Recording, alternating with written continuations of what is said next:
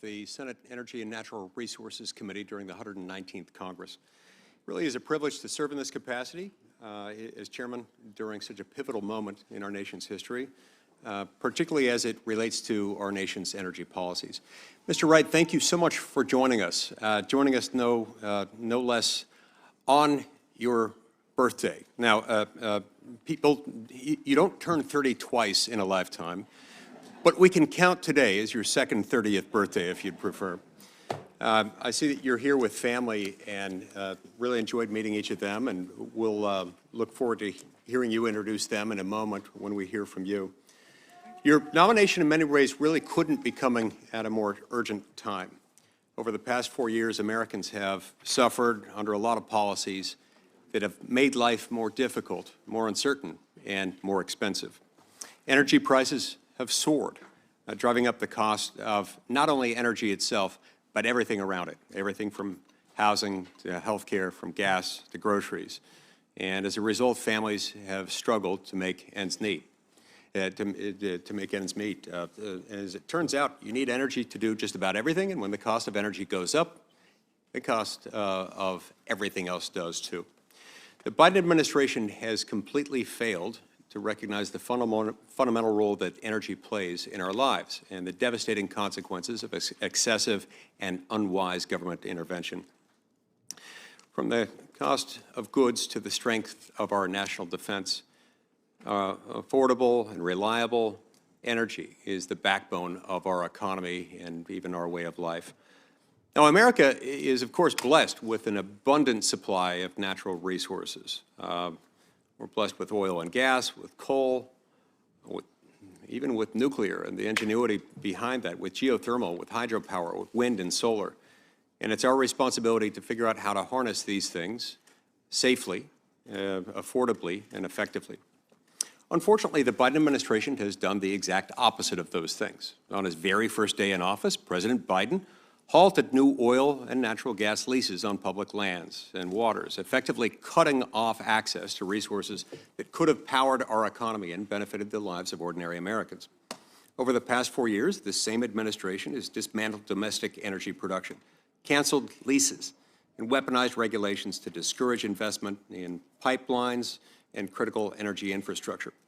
Instead of unleashing American energy, this administration has instead decided to reduce our access to energy. And they've reduced many of these tools within the Department of Energy to a political tool for advancing extreme climate policies, policies that prioritize ideology over innovation, security, and affordability. These failures have caused devastating harm. Skyrocketing energy prices don't just hit consumers at the pump, they raise the cost of manufacturing, transportation, and everything in between. The Strategic Petroleum Reserve has been recklessly drained to historic lows. These policies have eroded our energy independence as a country, making us dangerously and unwisely reliant on foreign suppliers, including some adversarial nations. This is why today's hearing is, I think, so important. The Department of Energy's responsibilities are vast, maintaining our nuclear stockpile, fostering innovation through research and development, and ensuring affordable, reliable energy for the people. If confirmed, Mr. Wright, you'll lead an agency with the potential to transform our energy future for the better.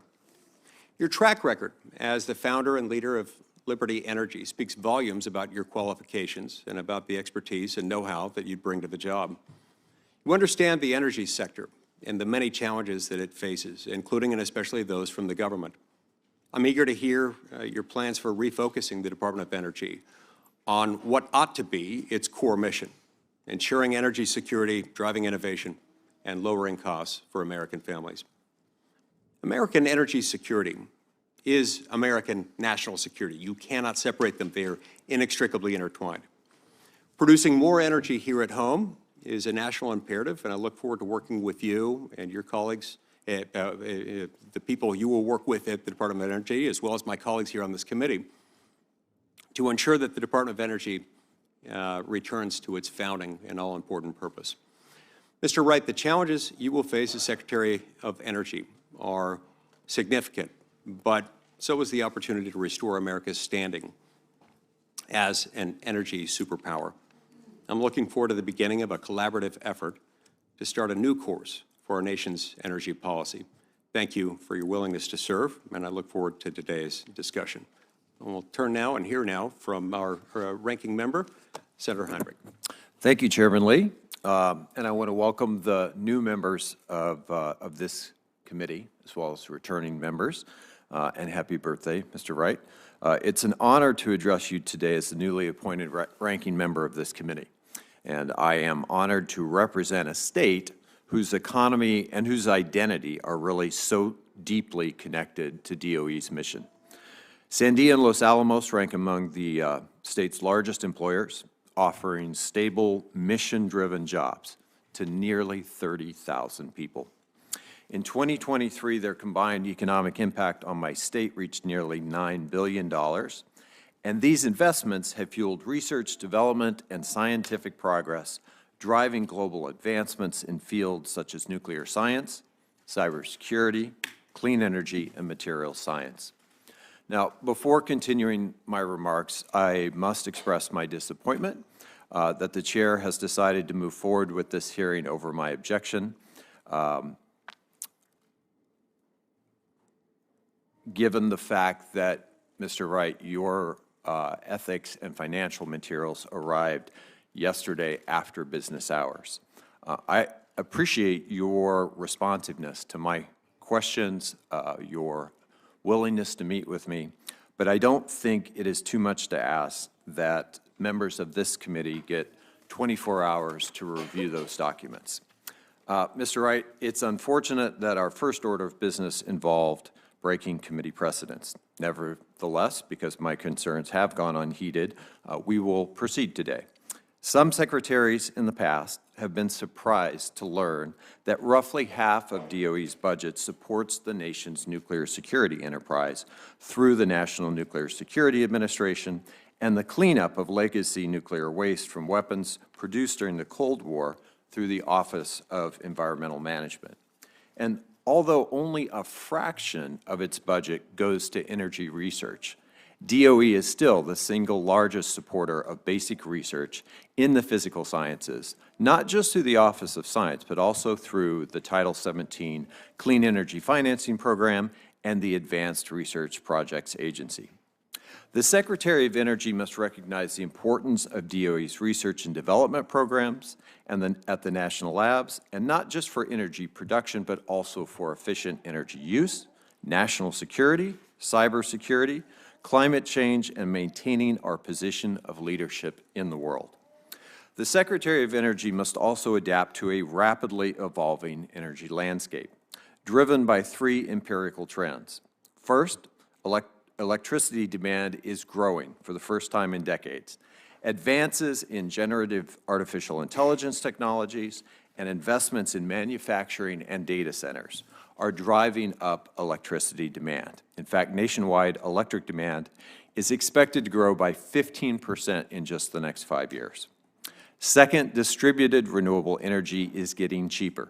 The deployment of renewable energy continues to accelerate exponentially, not in a linear fashion, and consistently outpaces EIA predictions year over year.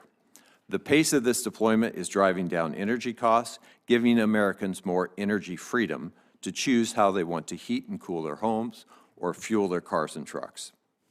Third, clean energy is driving economic growth. According to the International Energy Agency, clean energy accounted for 10% of global GDP growth in 2023.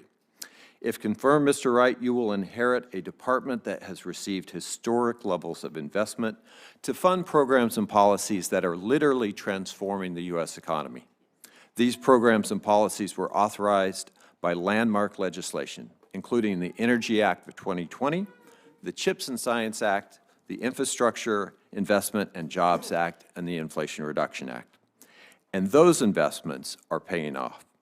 2 years after CHIPS and Science, companies have announced more than $395 billion of investments in semiconductors and electronics and the creation of over 115,000 jobs, primarily in manufacturing. 2 years after passage of the Inflation Reduction Act, businesses, including battery manufacturers and auto companies, have announced $493 billion of investments, a 71% increase from the 2-year period preceding that legislation. And 3 years after the passage of the bipartisan infrastructure law, the administration announced $568 billion in projects for over 66,000 projects across our country.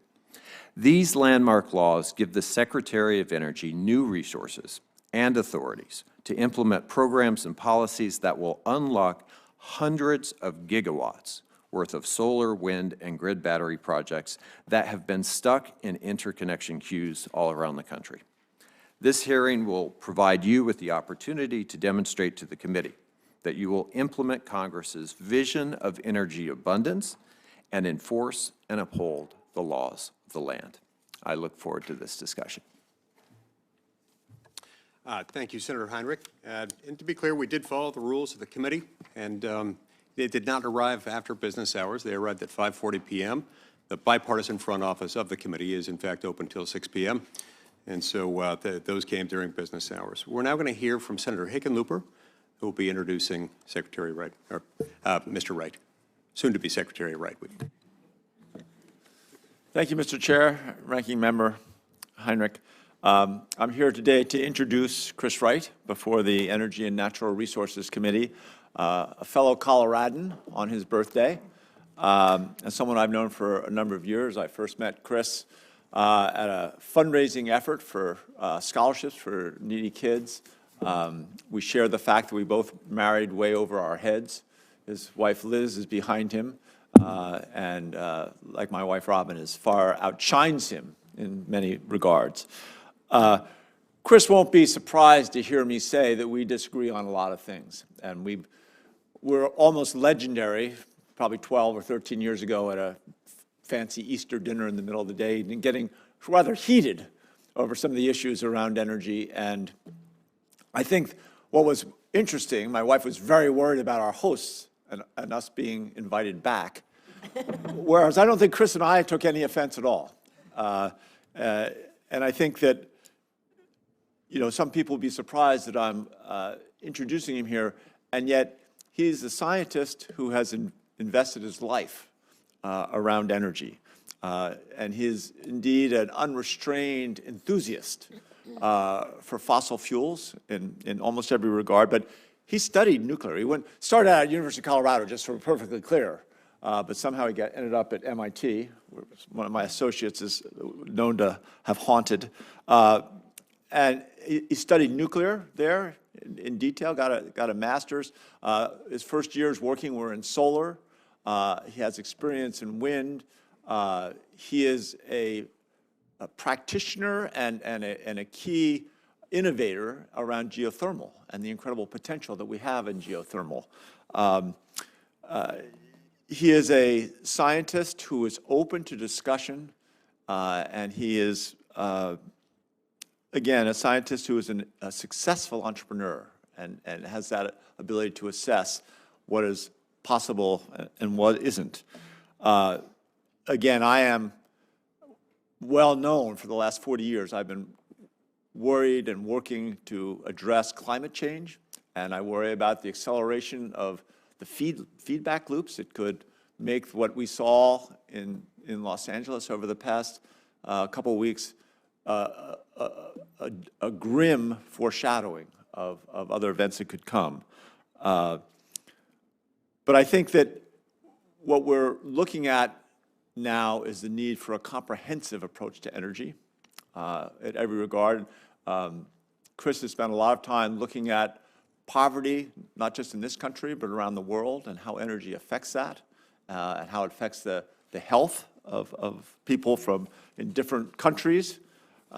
He is fully versed on the assessments we've made, both on this committee and as a Congress in the past couple of years, to make investments around energy, and he respects that. And I think as we go forward, I look forward to continuing the robust discussions, and I'm not going to hold back, and I know that he won't hold back either.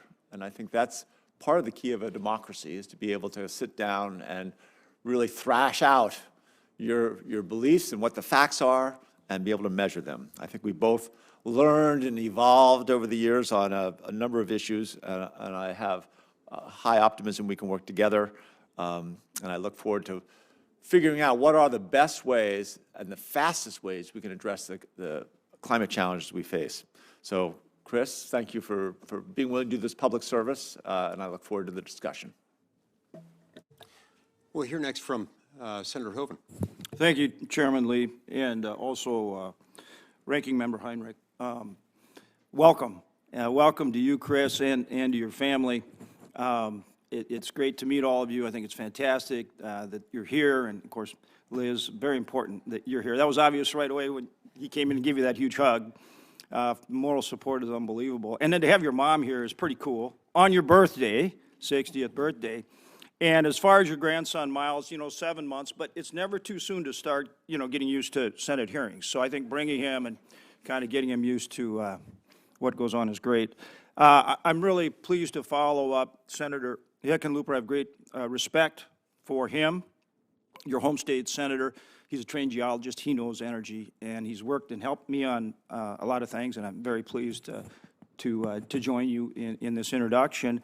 And really, it's appropriate because you live in Colorado, but an awful lot of your work's been done in North Dakota, in my state of North Dakota, and you've had a huge, huge impact. When I started as governor in North Dakota in 2001, we produced less than 100,000 barrels of oil, and it was going down.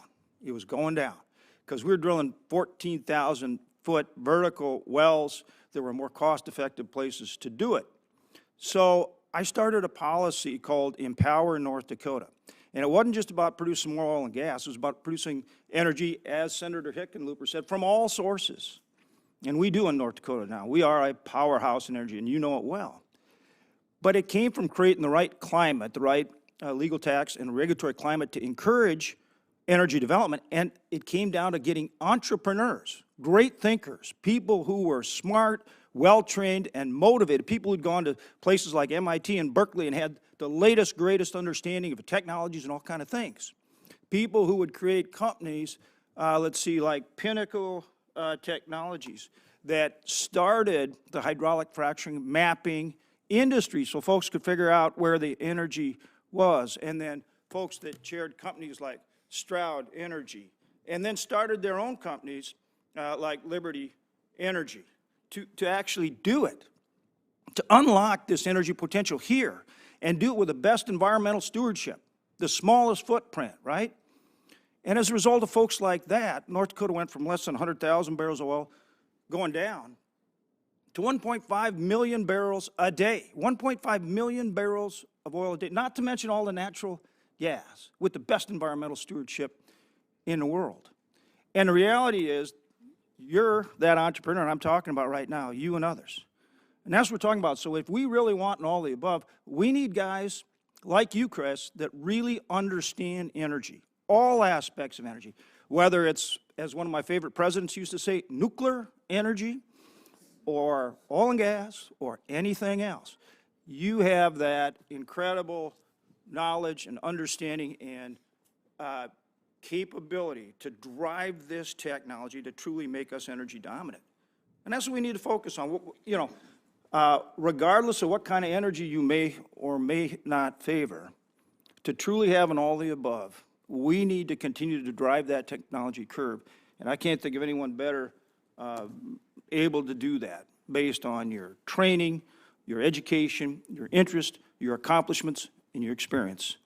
And I'm just pleased that you're willing, you and your family are willing to stand up and serve. Thank you so much for being here today. Appreciate it. Thank you, Mr. Chair. Thanks so much. Mr. Wright, we're now going to swear you in. If you will stand, and I'll administer the oath.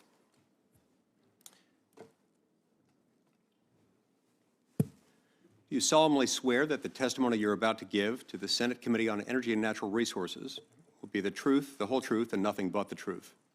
I do. Thank you. Now, I will now ask you 3 questions before you turn to your opening statement, 3 questions that we ask to each nominee before this committee.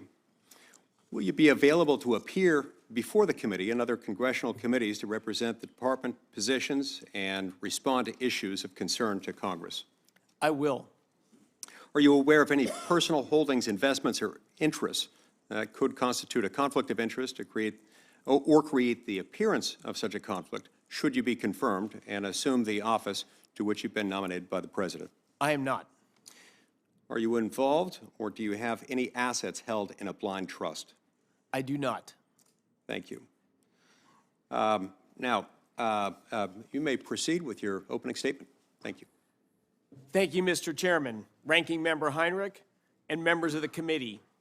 Thank you also to Senator Hickenlooper and Senator Hoeven for your kind remarks, friendship, and for your continued service to our centennial state and great nation. Before I begin my remarks, I would like to recognize the members of my family who have joined me today. My wife, Liz, my daughter, Skylar, and her husband, Greg, my 7-month-old grandsons, Miles, my son, Arthur, his fiancée, Alawel.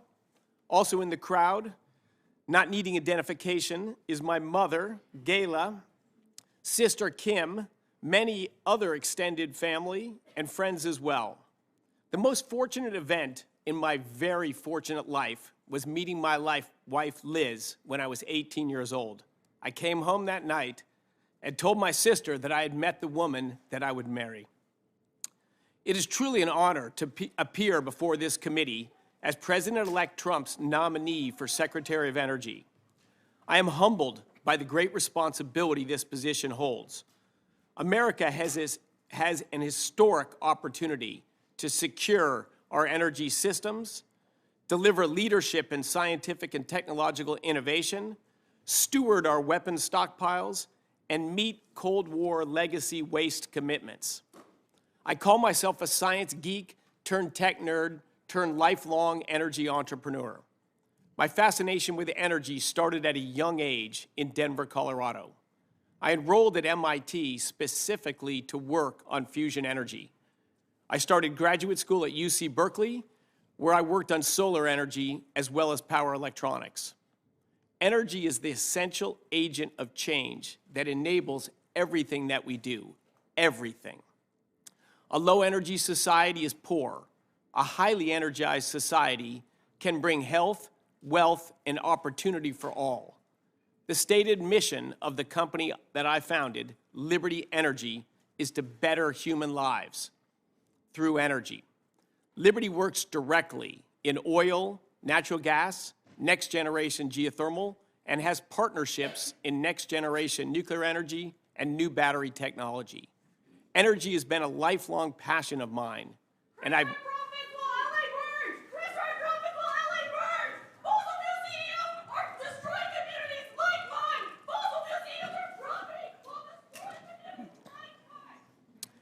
Energy has been a lifelong passion of mine, and I've never been shy about that fact. Then again, I've never been shy about much. President Trump shares my passion for energy, and if confirmed, I will work tirelessly to implement his bold agenda as an unabashed steward for all sources of affordable, reliable, and secure American energy. I see 3 immediate tasks where I'll focus my attention if I get the privilege of being confirmed. The first is to unleash American energy at home and abroad to restore our energy dominance. The security of our nation begins with energy. Previous administrations have viewed energy as a liability instead of the immense national asset that it is. To compete globally, we must expand energy production, including commercial nuclear and liquefied natural gas, and cut the cost of energy for Americans. Second, we must lead the world in innovation and technology breakthroughs. Throughout my lifetime, technology and innovation have immeasurably enhanced the human condition. We must protect and accelerate the work of the department's national laboratory network to secure America's competitive advantage and its security. I commit to working with Congress on the important missions of the national laboratories. Third, we must build things in America again and remove barriers to progress. Federal policies today make it too easy to stop projects and very hard to start and complete projects. This makes energy more expensive and less reliable. President Trump is committed to lowering energy costs, and to do so, we must prioritize cutting red tape, enabling the private sector investments, and building the infrastructure we need to make energy more affordable for families and businesses. I've met with almost every member of the committee, and I appreciate the perspective, priorities, and insight that you have shared. As a nerdy guy who reads and studies data, I will need the guidance and partnership of this committee. I feel confident we can work together to make a difference. I look forward to answering your questions and, if confirmed, shepherding the President's bold energy agenda to unleash energy security and prosperity. Mr. Chairman, thank you for the opportunity to be here today. I look forward to answering the committee's questions.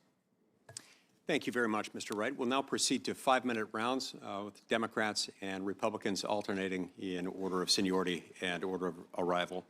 We'll begin those right now. Mr. Wright, the Liberty Energy's Bettering Human Lives report is something I find an informative document. I've got a copy of it right here.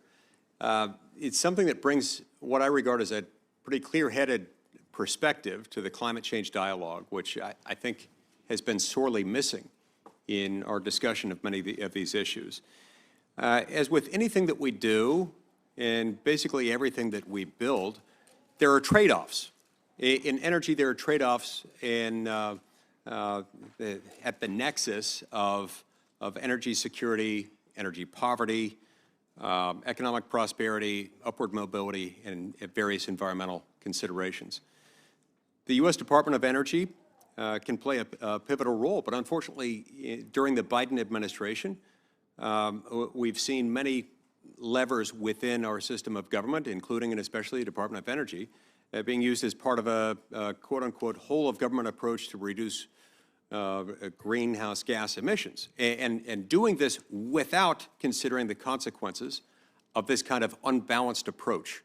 The trade-offs that I mentioned aren't really taken into a consideration. It's one objective taken into account as part of a whole-of-government approach that has really harmed a lot of American families. So how, in your view, can and should the Department of Energy focus on energy abundance? And how will doing that help to restore the balance that American energy policy has been lacking over the last 4 years? Thank you for the question, Senator, and for the points you made. Yes, energy is hard, but it is critical for our civilization and for the prosperity and security of our country. The Department of Energy, I'll start with just the magnificent 17 national labs, that this launched during World War II, and were a key part of actually America winning that war and securing a post-war peace. Our labs have been pioneers in energy innovation across the spectrum. Very important for me is to keep the labs focused and energized to work on science, basic fundamental science, but also science that will someday, and maybe someday soon, have applications to energy. Our labs have a proud track record there, and I want to champion that.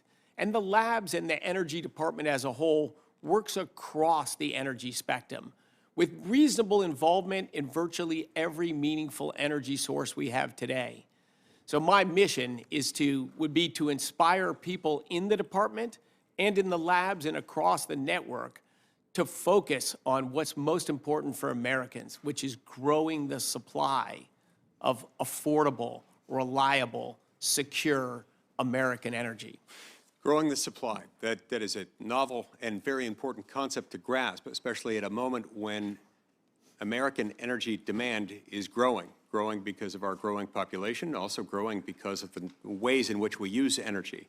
With data centers and artificial intelligence making a dent and about to make a much bigger dent in what it is that we need to energize our economy, it's a very poor time indeed to be declining in terms of our energy production relative to anticipated demand. It sounds like you grasp that fully and are ready to take that challenge on. Yes, sir. I agree with you, Senator, very much. In an interim report that was released last month, the Department of Energy's Inspector General raised several pretty serious concerns regarding potential conflicts of interest within the Department of Energy's Loan Programs Office. Those concerns include the troubling dual roles of some contractors who may be advising both the Loan Programs Office and potential loan recipients at the same time. The IG recommended that the issuance of new loans might be suspended, should perhaps be suspended until these potential conflicts are fully addressed and the safeguards necessary to correct them are implemented. If you're confirmed, will you commit to following the Inspector General's recommendation and suspend the issuance of new loans until the Loan Programs Office compliance with conflicts of interest regulations and contractual obligations is guaranteed? If I have the privilege to be confirmed, I will immediately engage in that issue. Nothing is more important than the integrity of the loan process, of following the rule of law. Without integrity, without fair processes, you lose confidence, you undermine businesses' ability to invest and where capital is deployed to. I'm aware of the report and will dive into that issue immediately. Great. My 5 minutes are expired. We'll hear now from Senator Heinrich. Thank you, Chairman. Mr. Wright, I'm going to start with a real easy one. Will you commit to visiting both Sandia and Los Alamos National Labs in your first year if you're confirmed as Secretary? Thank you, Senator. I will absolutely commit to visit those two prestigious and hallowed institutions, and I would love to coordinate with your staff, and if at all possible, we could visit together. Great. But I'm a huge fan of those two institutions and look forward to walking their halls. I appreciate that very much. I would like you to talk a little bit about your divestment plans. You do, and you've mentioned it, a lot of work in the energy space. And we had a conversation about the need to maintain not only the avoidance of conflicts of interest, but also the avoidance of appearances of conflicts of interest. So can you talk a little bit about your plans for divestment? I agree with all of that, Senator. I've been a lifelong entrepreneur in the energy space. And of course, I have submitted my disclosures of all of my work, and the appropriate ethics counselors within the federal government have...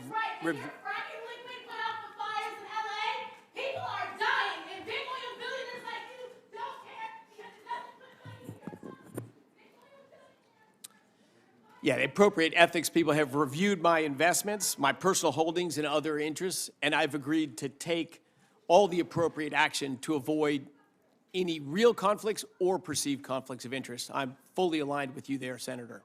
I appreciated your comments about the fidelity to the rule of law, and so I want to ask you a particular question, in part because the OMB nominee has stated his support for using executive impoundment of funds passed by Congress in order to achieve spending reductions. And so I've got a little bit of a two-part question for you.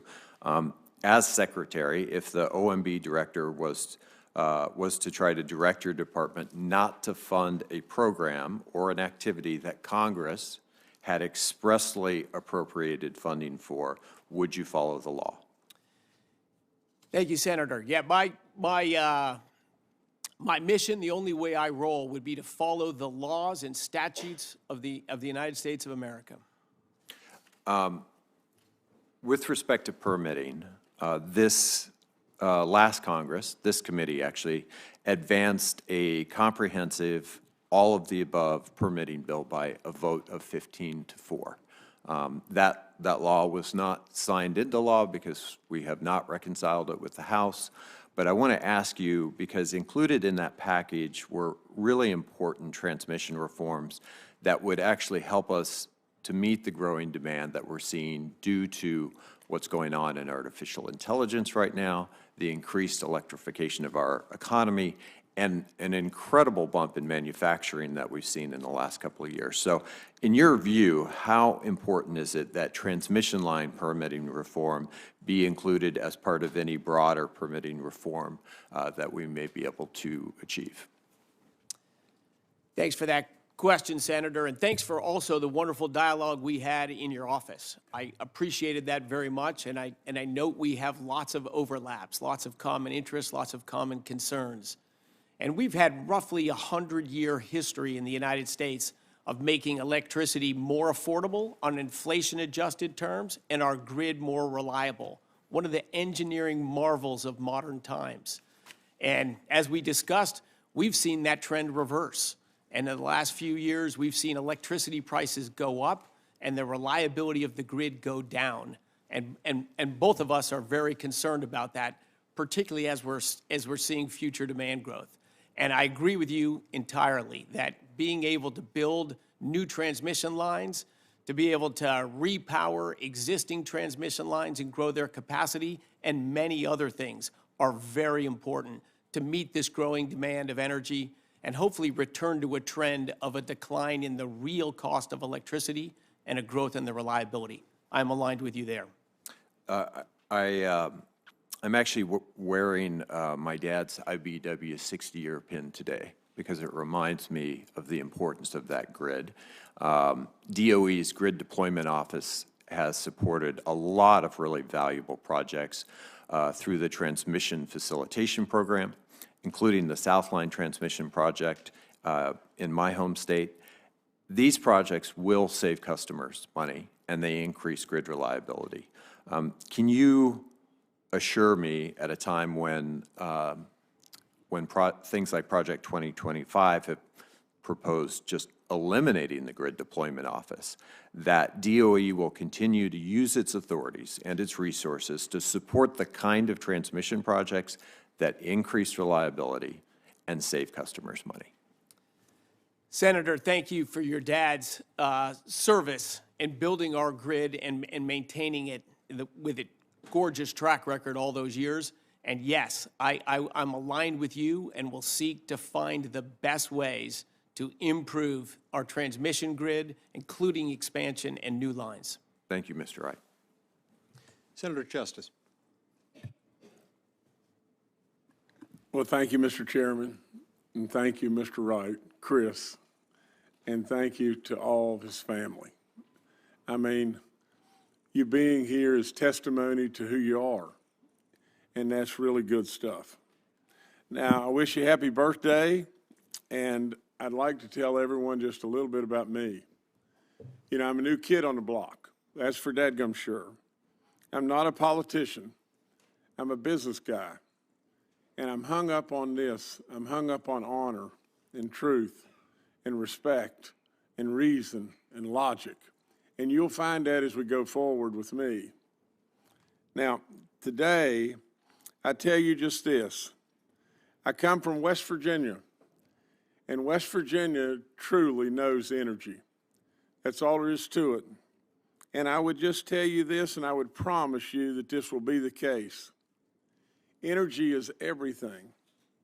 Everything. If we think less than that, we are thinking absolutely wrong.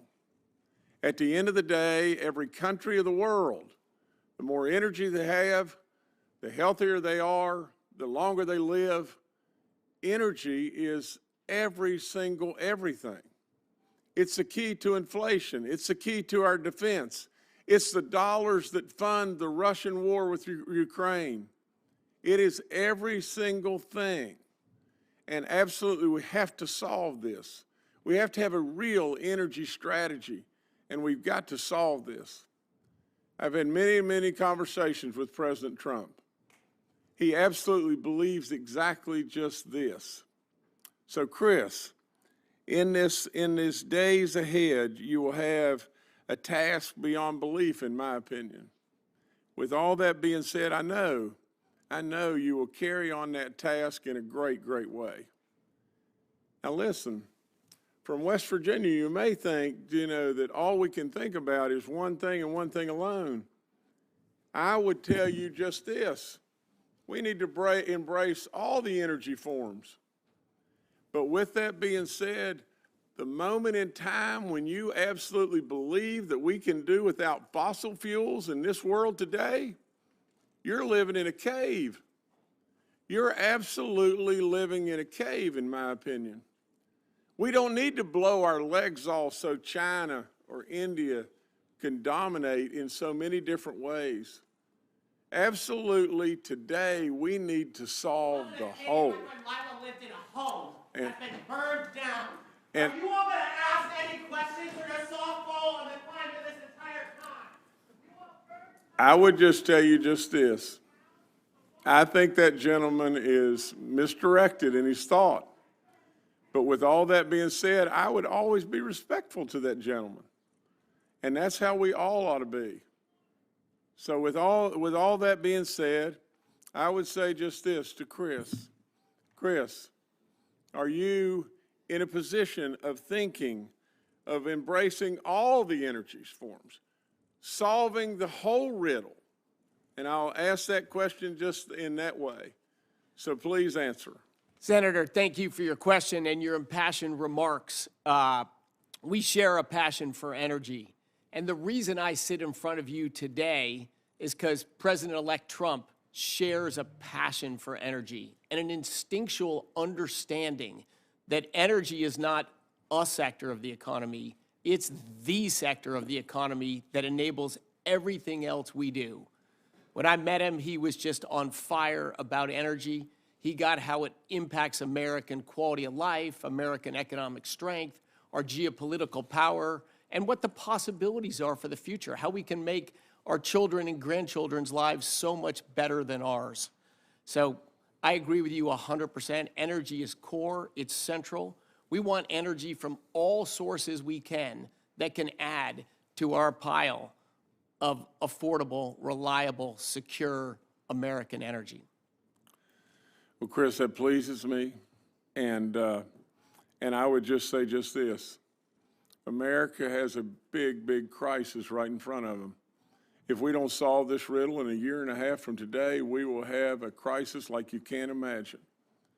With all that being said, we're sitting on the answer in America for America to be the footprint of the world, and we got to do it. Mr. Chairman, I thank you so much for allowing me to speak, and Chris, I am positive you're going to be confirmed, and God bless each and every one of you for being here in the family. Thank you so much. Thank you, Senator. Thanks, Senator Justice. Senator Cortez Masto. Thank you, Mr. Chairman. Let me right off say I do hope that the comedy of this committee continues into the next Congress. And I am disappointed that, unfortunately, right out of the gate, we're creating controversy where none exists and shouldn't exist here. But I am hopeful that the comedy continues. Mr. Wright, congratulations on your nomination. Thank you. And thank you for your willingness to serve in this environment the way it is today. I appreciate that. Welcome to your family and to your wonderful mother being here as well. I appreciate that. Let me ask you a couple questions that are important for Nevada. We've talked about this in our meeting, and I thank you for meeting with me. But can Nevadans count on you to acknowledge that the failed Yucca Mountain project is unworkable? As Senator, thank you for that question. And as we discussed, I think if you're going to build large infrastructure, and nuclear waste disposal would certainly fall in that category that has concerns, you need to have on board the local community as well. And I think Nevadans, and as you've expressed clearly, have deep concerns about seeing that facility go ahead, and I think that's your answer. So President Trump has said he doesn't support waste at Yucca Mountain. So let me ask you again, because you didn't really answer the question. Can Nevadans count on you to acknowledge that the failed Yucca Mountain project is unworkable? I'm new to politics, as you can see, and you'll see all day long today. I think that has been a clear record that Nevadans oppose the project. I will work with you and with senators across the country to find solutions for long-term disposal of nuclear waste. And I agree with you that a central part of that is going to be local buy-in on the project. What is your understanding of DOE's role in defense and national security today? Oh, it is essential. The NNSA, as a part of DOE, is the critical designer, maintainer, and builder through contractors of our nation's nuclear arsenal. This is the ultimate guarantor of our sovereignty.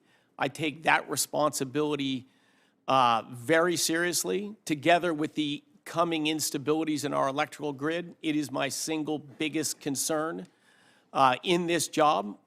We have lost our ability to enrich uranium in this country, to construct plutonium pits, and to do so many critical things that are key to our nuclear arsenal. I am highly motivated and highly concerned that we need to make progress on the safety and security of the stockpile of our nuclear weapons. So the Department of Energy provides essential programs and research across all corners of my state. Its critical defense measures at the national security site that you talked about, our workforce cybersecurity collaboration that we have with our universities and colleges in Nevada, the public-private partnerships to create new innovative technologies is actually happening in Nevada, thanks to legislation that we have passed, bipartisan legislation, as well as the Inflation Reduction Act and the infrastructure law. Let me ask you this. Would you push back on any attempts by the Trump administration to cut any of these critical programs? Senator, I appreciate your passion for them. It's too early for me to give any specifics about this program or that program, but is cybersecurity critical for our country? Absolutely. Well, let me be more specific, because you talked about that when I asked you about the role of DOE. You specifically talked about the national security site in Nevada. Would you push back on the Trump administration if they attempted to cut any critical funding to the programs for the national security site? I will support, to the extent I can, all of our efforts in national security, including those that are in Nevada. Let me ask you this. You talked about in your comments to some of my colleagues that you want to grow the supply of energy. Define for me the sources of energy you're talking about that you would like to grow. All sources of affordable, reliable, What sources are they? secure energy. Sure, which sources? It's different sources in different circumstances. I mean, our economy today is underpinned by energy dominantly from oil and natural gas. Coal is a major source of energy in our country. Nuclear power is a major source of energy in our country. Hydropower is a major source of energy in our country. Wind and solar are growing rapidly. And geothermal, particularly in states like Nevada, is early on, but has just significant running room to become a meaningful source of energy in the future. And every source of energy that either today or with technology innovation can be a growth engine for affordable, reliable, secure energy. I'm for all of those. Good.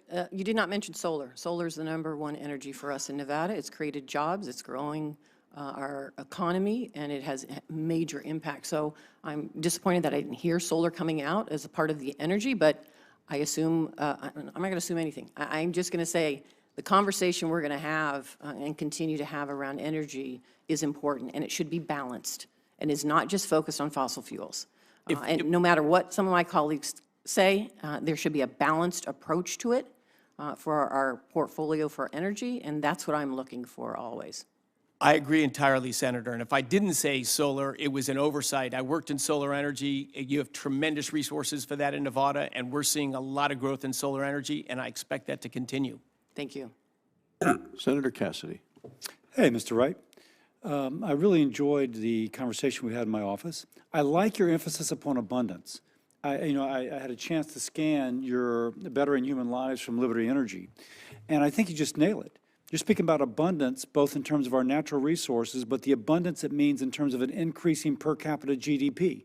And we do it in a way that we lower emissions as we increase GDP. And you look at a country like Germany, and they have almost entered energy poverty, in which we have lowered our emissions on a per capita basis more than they, and our economy has grown more than they. So I just want to, we're simpatico on this. And I think, frankly, we should all be. Now, I'm also very interested because one thing that I mentioned in our conversation, I've been very concerned about an offshoring of carbon emissions to countries like China. But as we offshore the job. And that prosperity we're trying to build for working Americans, we lose to a working Chinese. Now, they don't enforce their environmental regulations, so their SOx, NOx, and whatever blows over on us when we're trying to do it right, and they use it for a competitive advantage. All that to lead into, and by the way, you allude to that. You talk about how Great Britain has actually offshored their carbon intensity, and then they reshore it through the products they buy. So it's an artificial depression in their carbon intensity. I mean, I think you bring a sophistication to this argument, this discussion, which is just we just need. Now, one thing I've been supporting is something called a foreign pollution fee, in which we look at the emissions profile of a U.S., you name it, concrete, and then you compare it to aluminum, let's say aluminum, and we compare it to a competitor like China, which does not enforce emissions. And we put a fee roughly equal to their avoided cost of not complying with internationally acceptable emission profile. Any thoughts on that? Because it seems very consistent with the problems you point out in the Bettering Human Lives from Liberty Energy. Thank you for that question, Senator, and thank you for the great dialogue we had about all these issues, about energy, about bettering lives, about trade practices, about prosperity for Americans. I think yourself and I and President-elect Trump are very aligned on all of those. And I think you have a creative idea about how do we address some of these asymmetries that have developed. If you look at the data of economic growth in the United States versus manufacturing growth in the United States in economic output, they roughly track for a century. And right after the year 2000, when China is admitted to the World Trade Organization, they diverged dramatically. With ours going down for the manufacturing and China's manufacturing going up, but also their emission profile exploding at the same time. 100%. And as you said, look, the United Kingdom and Germany and other of our European allies led with us, and they've gone even further on, I think, this destructive habit of just moving their energy-intensive manufacturing out of their country and then counting. So I'm taking that as a yes, you'll support my foreign pollution fee. But anyway, let me ask you, because one critical role of DOE is to help calculate the embedded emissions. Now, some fear that, thinking it's going to be some regulatory crackdown. I see it as a way to competitively to outcompete others, because if theirs is here and ours is there, and we know that from this calculation, then that helps our domestic manufacturers because there'll be a higher fee placed upon the product coming from overseas. Do you follow how I'm saying that? Yes, I'm following you, Senator. Now, so DOE has a pilot project currently calculating embedded emissions. Would you commit to continuing to support that program? Again, if I have the privilege to be confirmed, I will look into all of these efforts. It sounds like I'm 18 years old and I want a future. Your company. We will have order restored. There will be no additional outbursts. The officers will remove this individual from the room, and we will continue with the hearing of the. We ask that the testimony be delayed until the room is cleared. Please proceed, Mr. Wright. May I suggest that the people who are protesting look at your monograph on building human lives, because it shows that U.S. emissions have come down in absolute amounts, per capita amounts, every way you want to measure it, since 2000, since 1990. We are doing the job, led in part by, the things that you and I have talked about in our meeting. So going back to, you also will be negotiating international energy partnerships through the Office of International Affairs. And you spoke about global leadership as well. It wasn't in your written remarks, but it was in your spoken testimony. You want to elaborate on that, please? yes, as we discussed, energy is the enabler of everything we do. But America, going from 20 years ago, the largest importer of oil in the world and the largest importer of natural gas in the world, to today, the largest exporter of natural gas in the world, enormous growth in our geopolitical leverage. We were able to fill most of the gap when Russia invaded Ukraine and Russian gas imports into Europe were reduced. Most of the replacement gas came from the United States. We couldn't have done that 20 years ago. Thank you, Mr. Chair. And I'll just say we began the conference the 5 minutes to talk about abundance for the American people. Now we talk about our abundance helping our allies. We're all about abundance. Thank you, Mr. Wright. Thank you, Senator. Thank you, Senator Cassidy. Senator Hickenlooper. Thank you, Mr. Chair, and thank you, Mr. Wright, for being here. As we consider our energy future, we have so many challenges to deal with. Energy prices, energy poverty, as you've written about. Obviously, climate change is such a big one. As Secretary, do you think there's the possibility that the Department of Energy could finally begin to build a plan, a comprehensive plan on how we deal with the energy future, but also really take a hard look at climate change?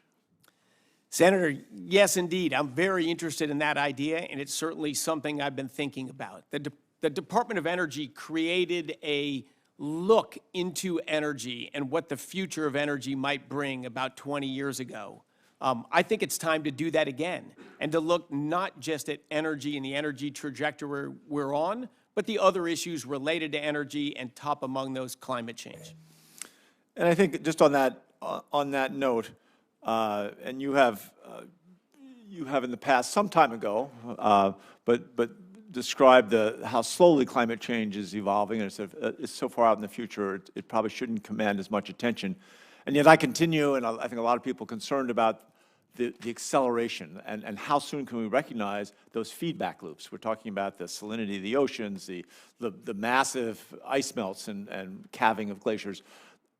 Those things have the potential to create a much more rapid rate of change. And I think that's part of ability to get a plan. And as of 2024, they're saying we're at about 1.5 degrees Celsius in increased temperature.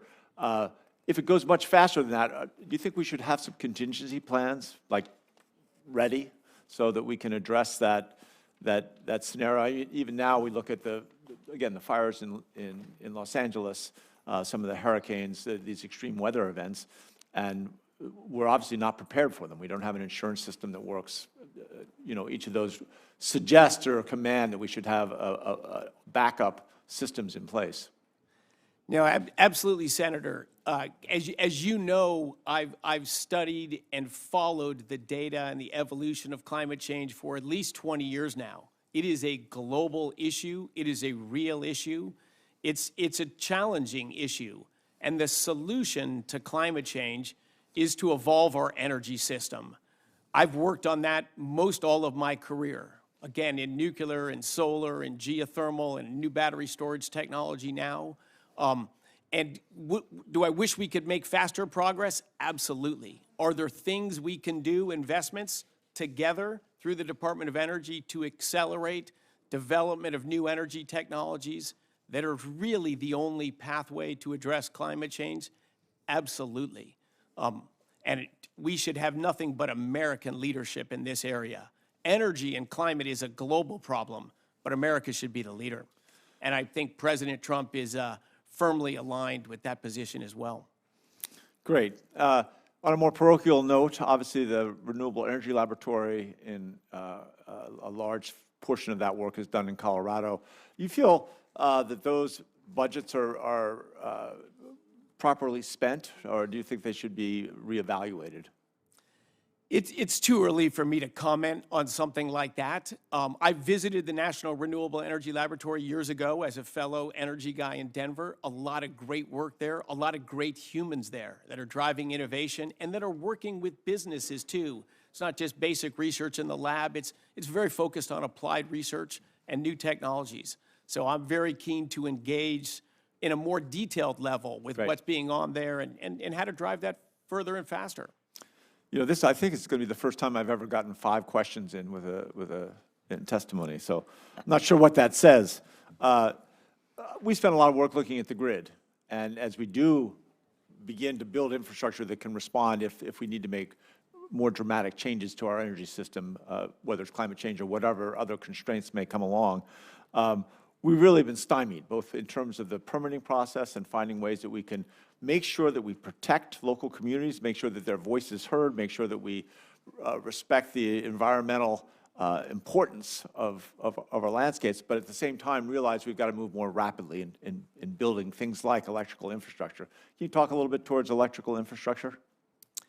Yes, Senator. I think you've hit, in the energy world, the most pressing problem we have is our electricity grid. And this problem is only going to get worse. I'm very concerned about that. We need to change the gear we've been in the last several years, and we need to get serious about building infrastructure and investment, bringing the cost of electricity prices back down, and keeping our grid stable. I'm deeply concerned about our current trajectory. No, I appreciate that. Thank you. I yield back to the chair. Thank you, Senator Hickenlooper. Senator Hyde-Smith. Thank you, Mr. Chairman, and thank you, Mr. Wright, and this lovely family that you have behind you. I certainly enjoyed our visit in my office. when we had the opportunity to discuss the importance of this committee, the importance of what you will be doing and your leadership. You know, everybody in here, sitting up here, we have economic developers come to our state. And we certainly want economic development. We want good jobs for our citizens.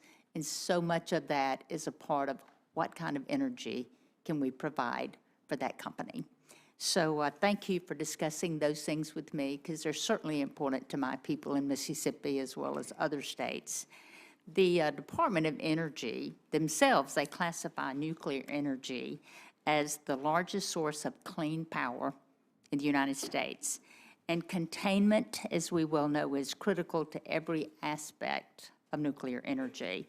High-efficiency particulate air filters, you know, what we refer to as the HEPA filters, are the operational barrier between the containment and the release of radioactive particles. So I'm proud in my home state of, at Mississippi State University, where my daughter's in graduate school there, but not in this area.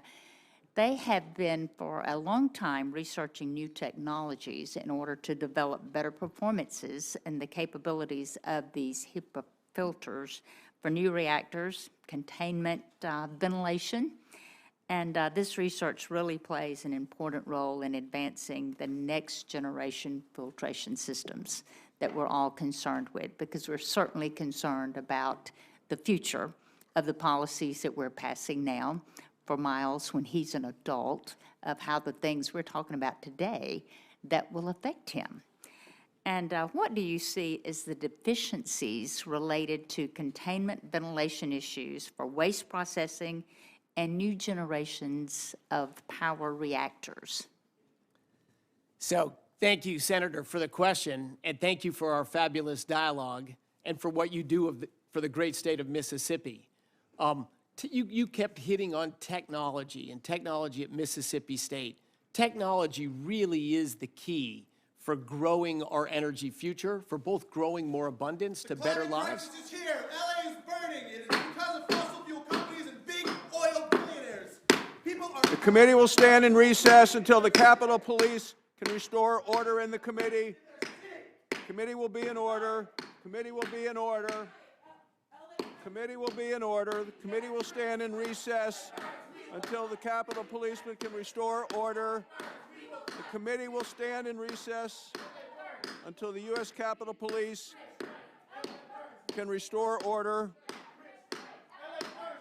Committee will stand in recess until the Capitol Police can restore order. Thank you. I think we figured out it's every other speaker here, so just heads up.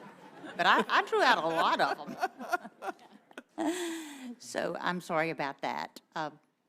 No, but you were talking specifically about advancements in nuclear technology. How do we get, it's already a significant source of energy in the United States, but it hasn't grown in decades. How do we get it growing again? How does that research in Mississippi on air filtration and on research so many other places, how do we get it going again?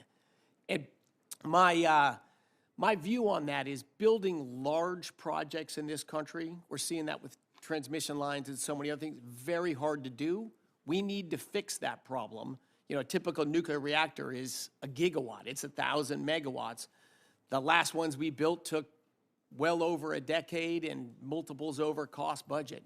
Fortunately, with nuclear, we have a new generation of reactors that are smaller, and they'll be more manufactured in a facility. Anything that's manufactured in a facility, think a semiconductor or a bike or something, the cost of those are coming down. Anything that's built on location, the cost of those have been going up. So we've got to figure out how to get some of these cost barriers out of the way. We've got to get better technologies like they're working on at Mississippi State to get Americans comfortable with the safety of nuclear, with the security of nuclear. But I think the facts and the technologies today are pretty compelling. Nuclear today is a little less than 20% of U.S. electricity. That's pretty significant. But we also have to remember electricity is just one sliver of energy. The biggest use of energy is high temperature process heat. And I would say it's the most important use of energy, because it's how we make steel and cement and metals and all those things that we make everything else out of. We can't build an internet or a car or a factory without those materials. Nuclear could provide energy, could provide high temperature heat to really impact manufacturing as well. There's just so much room to run and to grow for nuclear energy. And I think we're going to see a broad investments across our country in the research and the enabling technologies. And hopefully before long, we're going to see the energy source deployed widely as well. It is so refreshing to hear you say those things, and I so look forward to working with you. And the things that, all the questions have been so good today, but it really gives us hope and optimism. Thank you for your willingness to serve, and I'm out of time. Thank you, Senator. Senator Hirono, you're up next. Thank you, Mr. Chairman. Before I get to my questions, I just want to note that we did not receive information relating to this nominee until really late yesterday, and it would have been good if we could have followed the process that would have given us more time, which meant that this hearing would not be happening today.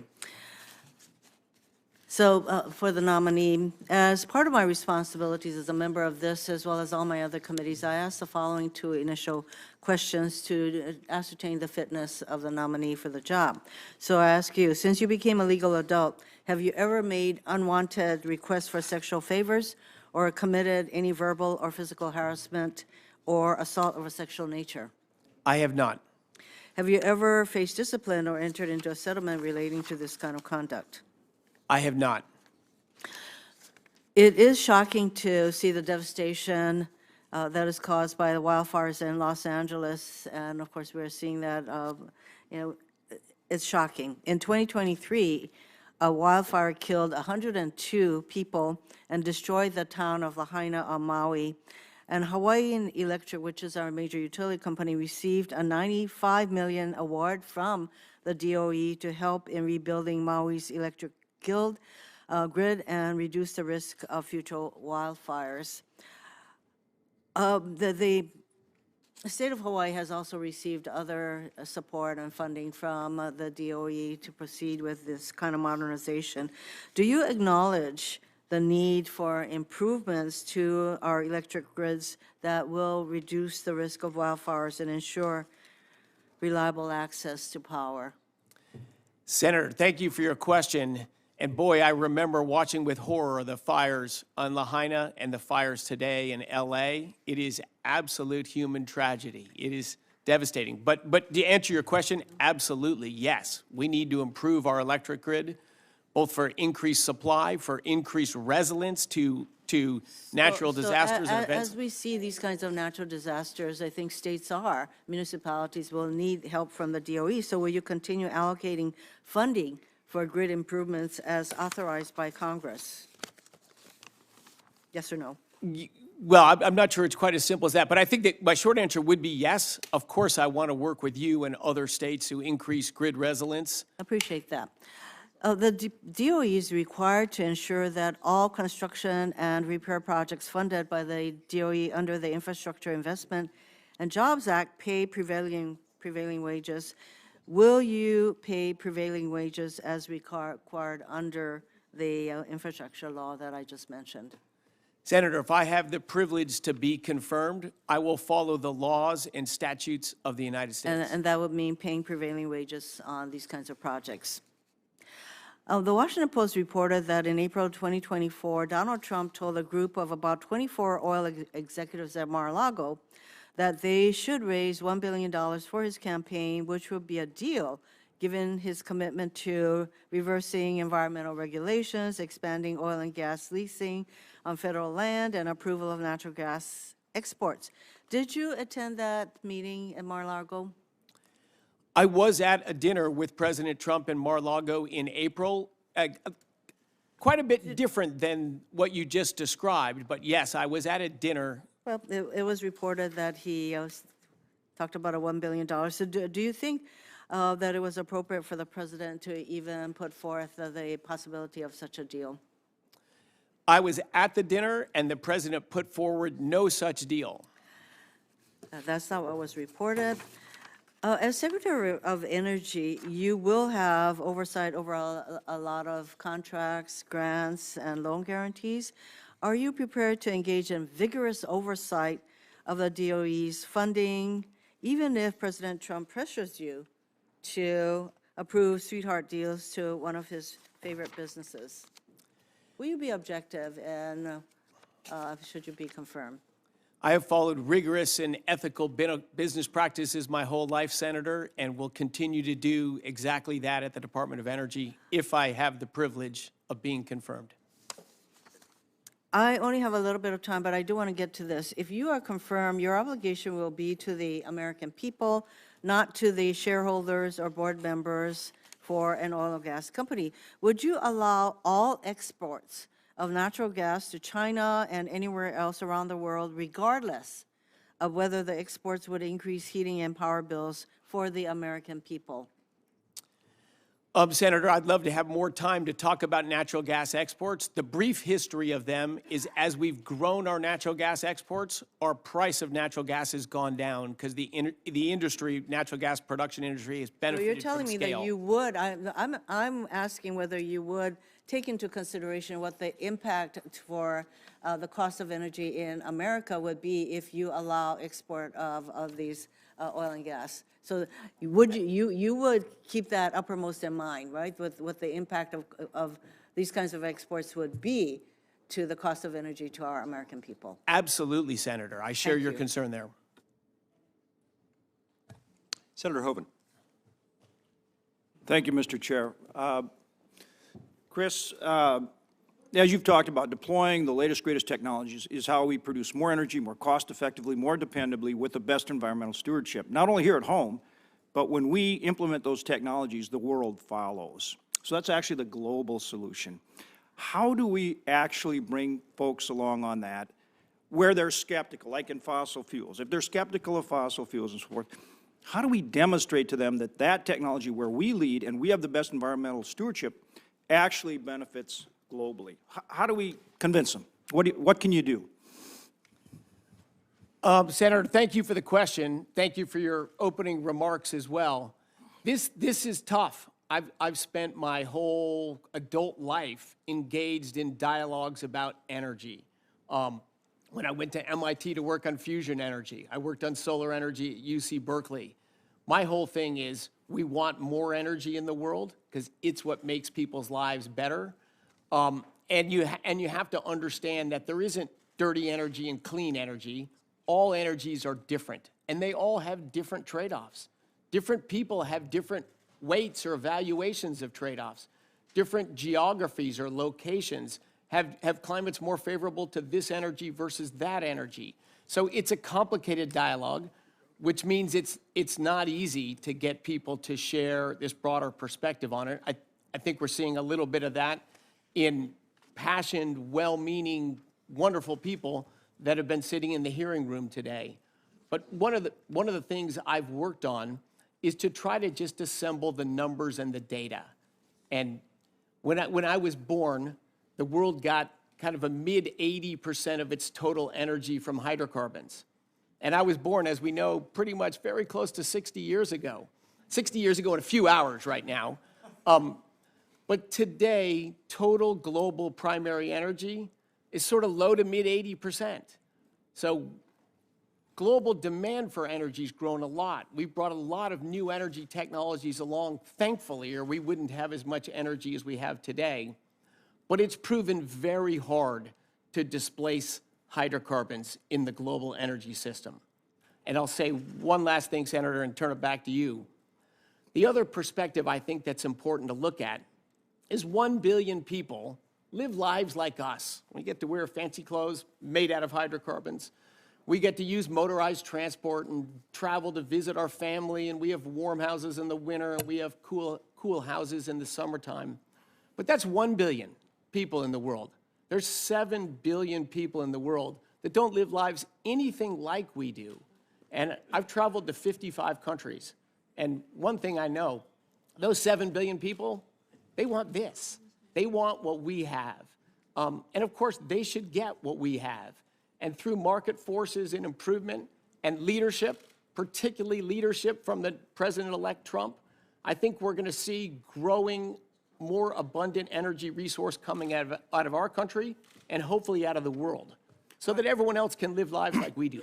And I think it's really important that you are a voice for that, because you'll have a platform to convince people and to explain what you just explained here. All different types of energies have strengths and weaknesses, but when we deploy these technologies, we lead the way. More energy, higher standard of living, and better environmental stewardship. And that's really what you're all about, rather than folks trying to say, well, we can't have this and we gotta only have that. And so that's a big role for you to play. And following on that, you worked on hydraulic fracturing and so forth. It was technically feasible, but it wasn't economically feasible, right? Same thing with other things like, as the President's talked about, clean coal technology. We've addressed SOx, NOx, mercury, and now CO2. Will you commit to working with us to address the carbon capture, the CO2 capture, not only to address CO2 concerns, but also to use it as a resource for additional oil recovery? Our state's leading in that area. You know that. I want you to touch on that and then respond to whether you will come with me to the University of North Dakota, the Energy and Environmental Research Commission there, and see what we're doing and work with us on things like Project Tundra to do this. Thank you, Senator. All in 10 seconds, I'm sorry. My answer is a resounding yes. Great. Thank you. Senator Padilla. Thank you, Mr. Chair. Look, folks, we've all seen the devastation in Los Angeles due to the ongoing wildfires that have burned more than 40,000 acres of land this last week and have destroyed more than 12,000 structures and has led to more than 24 lives being lost. The fires are now the most destructive natural disasters in Los Angeles history. And despite the misinformation that's circulating here in the Capitol, in Southern California, and everywhere in between, it's clear that these fires only reach the size and the scale that they have because of unseasonably dry vegetation and extremely high winds, both of which are a direct result of climate change. Mr. Wright, thank you for being here. But as we've seen last week, the climate crisis and its deadly effects is very real to my neighbors and my constituents. As we discussed in our meeting yesterday, you were a longtime resident of California, so you've seen the conditions evolve firsthand. So I got to tell, I was pretty disappointed to come across some social media posts of yours, and I'll quote. Understand, you've written that the hype over wildfires is just hype to justify more impoverishment from bad government policies, end quote.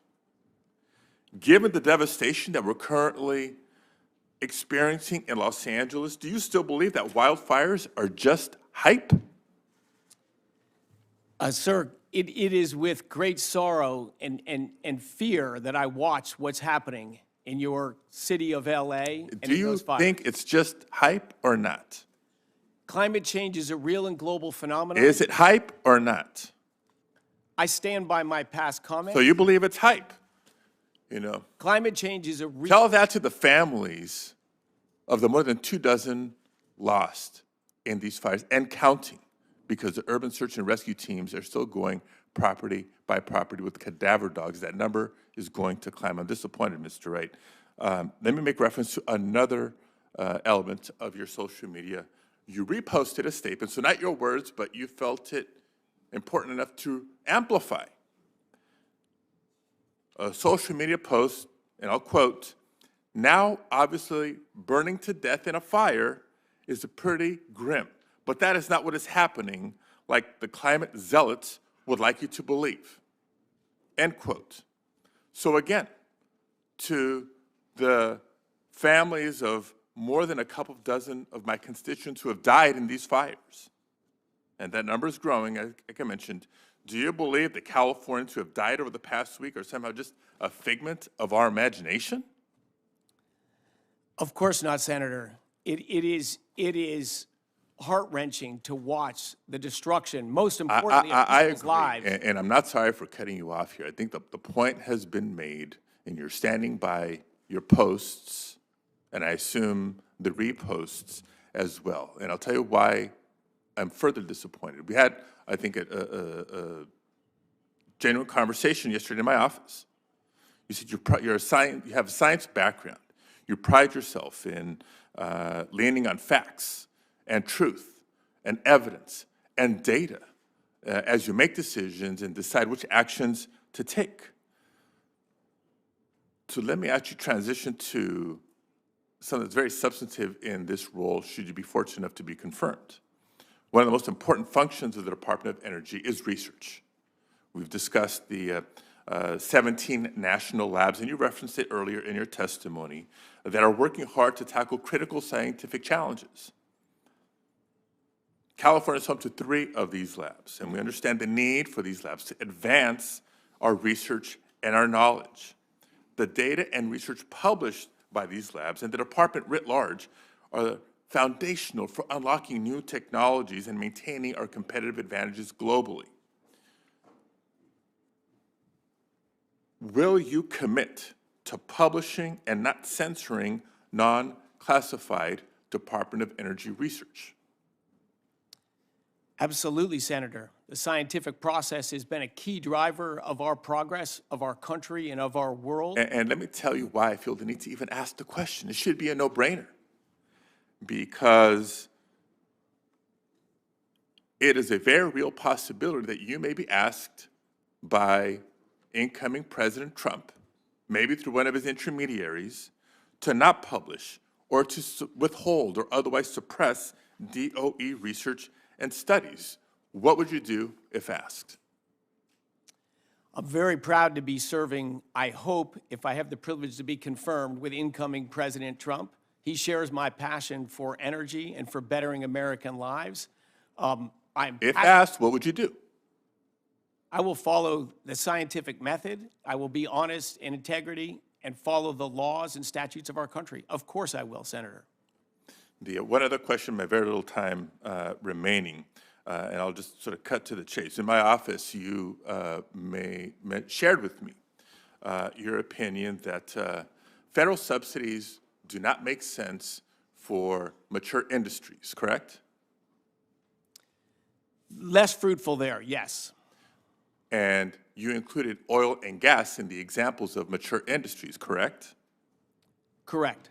So please share with me, with my colleagues on this committee, expand on your belief that if oil and gas are truly mature industries, then subsidies don't make sense here anymore, and we should retract those subsidies and maybe redirect those into smarter, more contemporary investments.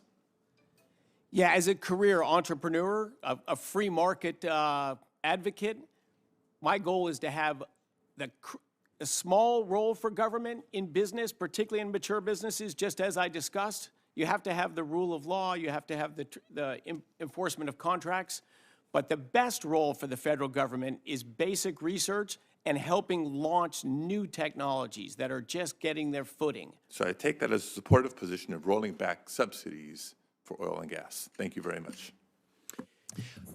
Thank you very much. We are in the presence of greatness as we have Senator Risch, who's the chairman of the Foreign Relations Committee. He's got another cabinet nominee with Senator Rubio in front of his committee. We're going to, Senator Barrasso has graciously agreed to allow Senator Risch to take the first couple of minutes of his time. And so we'll go hear from Senator Risch and then immediately thereafter, Senator Barrasso.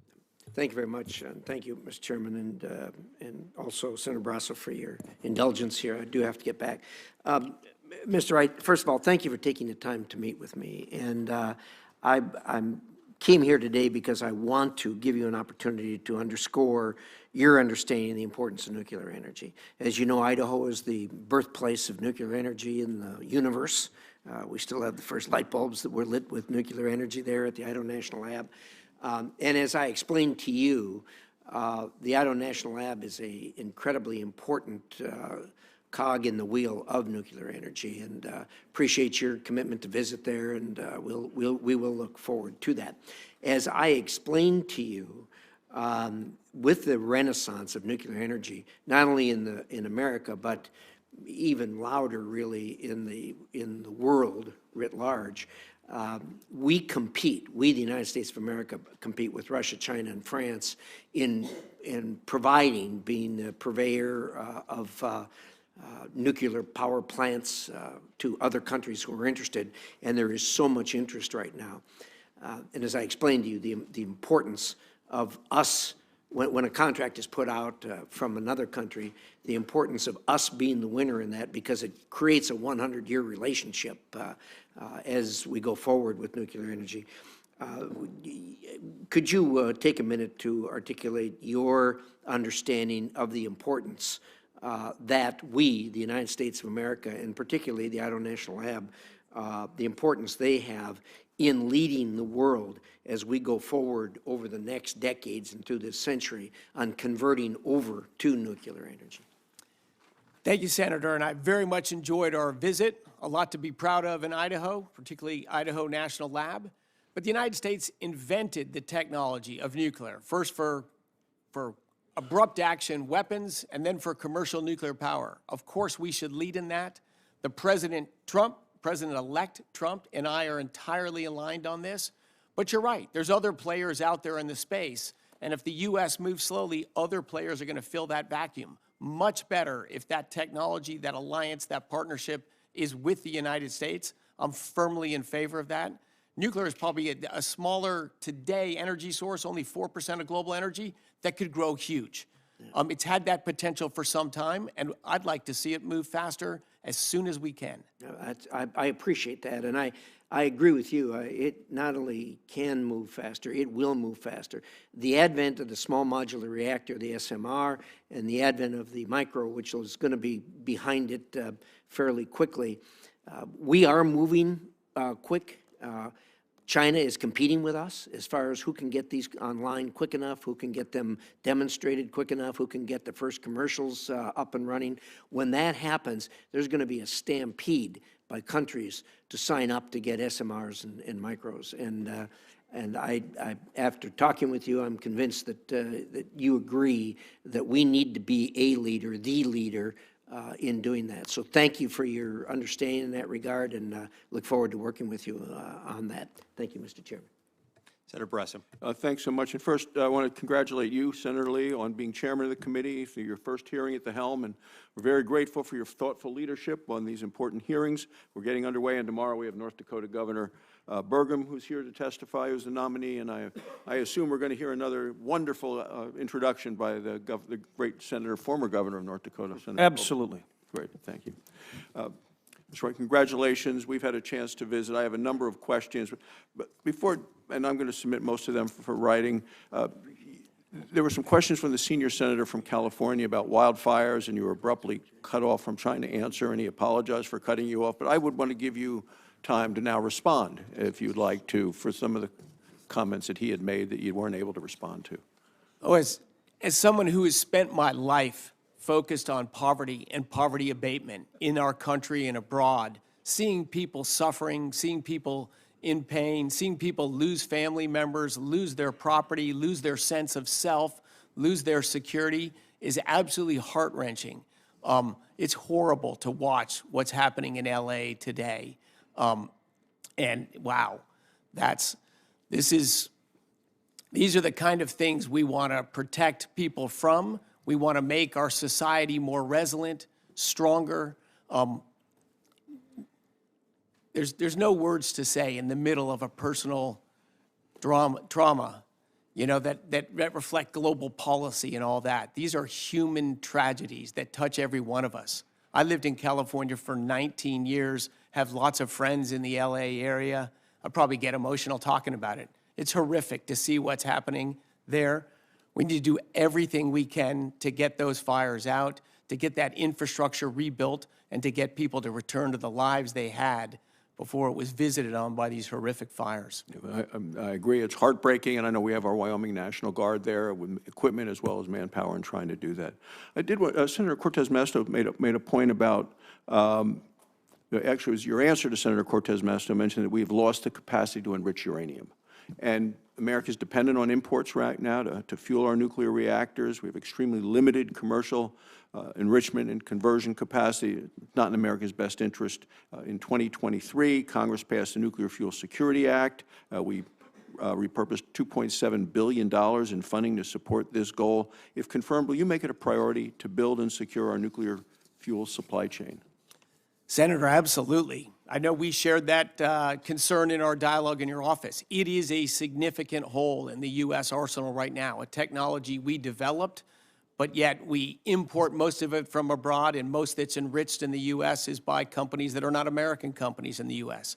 Yes, we need to build American nuclear infrastructure on mining, on enrichment, on power production, and on waste disposal, which is a tough challenge. Congress passed legislation to ban imports of Russian uranium in the United States. This law is intended to revive American uranium production, strengthen our nuclear fuel supply. It has to be implemented correctly. The Secretary of Energy has the discretion to provide waivers to companies seeking to import uranium from Russia. Do you agree these waivers should be very limited and used only in extreme circumstances? Senator, I would agree with that assessment. It is very sad how dependent we have become on imported enriched uranium from Russia. That is a sad state of affairs where we are today. We need to get beyond that, but we need to get beyond that without shutting down the nuclear power plants we have running today. So it is an area that requires urgent action. Because it does seem that as the shutdown in Russian uranium, now we see more imports from China. So the next issue is confirm will you support efforts to end uranium imports from China as we continue to try to build the U.S. nuclear supply? Yes, Senator, that is another country on which we should not be dependent upon for critical supplies. And of course, enriched uranium to turn on our lights and power our factories are critical supplies. And then finally, with regard to advanced nuclear reactor and demonstration projects, Department of Energy's Advanced Reactor Demonstration Program is meant to help developers overcome some of the hurdles that we have in terms of the expense early on. With the development, programs receive broad bipartisan support from this committee and across the Congress. So I look forward to getting the current projects over the finish line. Will you ensure the department continues to be a faithful partner in this mission? Yes, Senator, I think that is a key role of the U.S. government and particularly of the Department of the Energy to help bridge these technologies that have lots of running room, but mostly for government regulatory burden and uncertainty, have not been able to reach full commercial status yet. Thank you. Thank you, Mr. Chairman. Thank you very much. We're now going to turn to another new member of the committee, our new colleague representing the state where I was born, and it turns out a fellow fan of mariachi music, Senator Gallego. Gracias. Thank you, Chairman. Thank you, Mr. Wright, for your attendance here today, and thank you as well for meeting with me yesterday for a productive discussion about the energy future of Arizona. So I'd like to follow up and expand on a couple areas that we discussed and have been discussed here. So number one, I really do appreciate your enthusiasm for nuclear energy. And in my time in Congress, I've supported annual appropriations for small modular reactors. We've heard a couple times about them here in SMRs. And I do see great potential in them as a safe, renewable energy source. However, SMRs and nuclear energy more broadly face several challenges, including the cost of scaling, commercialization, public perception, and permitting. As Energy Secretary, what actions will you take to improve the development and deployment of SMRs? Thank you, Senator, for the question. Thank you for our great dialogue recently, and congratulations also to be a new senator in this august body. It's a big challenge, and I'm new to government, so I can't list off the 5 levers I can pull, but I've certainly been in dialogues and investigations about how do we make it easier to research, to invest, to build things. I think DOE has land and facilities that can be helpful in this regard.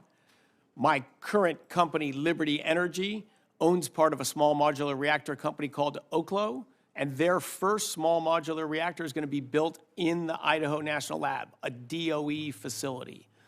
So is there an enabling role DOE can play to help launch nuclear energy? I think absolutely. I think it's both creative things like that. It's also research. It's also communication about the energy and the technology. Look, this should be a huge part of America's future energy source, but that won't happen without action within the legislature of the United States, with action from the Department of Energy and our incoming administration. Okay. And I assume that this is where we'd have some communication from your ledge staff to us. What kind of legislation could we also be passing here to help, really scale up SMRs and other types of nuclear energy to help you to cut through the regulations too? Absolutely. The ADVANCE Act that was passed not long ago, I think is early on, and I think it's a great first step. Good. So some steps have been taken, but certainly more can be done. Excellent. So Arizona is a state with ample renewable resources, sun, and a rapidly growing industrial sector. Since the passage of the IRA, Arizona has seen billions of dollars in new clean energy investments and created tens of thousands of really good paying jobs in some of our rural areas too. Some Republicans have started talking about dismantling and narrowing the energy provisions from the IRA, which in the end would not actually save money, and doing so would actually cost Arizona middle-class jobs, economic growth, and also clean energy production, which I think we all agree we want as much energy production above, no matter where it comes from. Will you commit to protecting clean energy production provisions of the IRA, and how will the Department of Energy ensure that previously authorized IRA funds are efficiently distributed? Thank you for the question, Senator. Look, I'm not involved in lawmaking. That'll be here in the body of the Senate and the House. My goal would be to implement the laws of the land and maybe make some decisions on allocation of capital or funds that are approved by congressional bodies. And I will seek to allocate those funds in the most efficient way to grow our supply of affordable, reliable, secure energy, and to invest in technologies that can't do that today, but have a clear pathway to do that in the future. That, I think, is a critical function of the DOE, from basic research to emerging technologies to technologies that have been born but are not at commercial scale yet. I think there's a critical role for the DOE in all of those things. And now moving on from generation now to transmission, because it doesn't really make a difference if you generate, can't move it, right? So I do believe that more transmission construction will also be vital to meeting the energy demands in the coming years all over the country.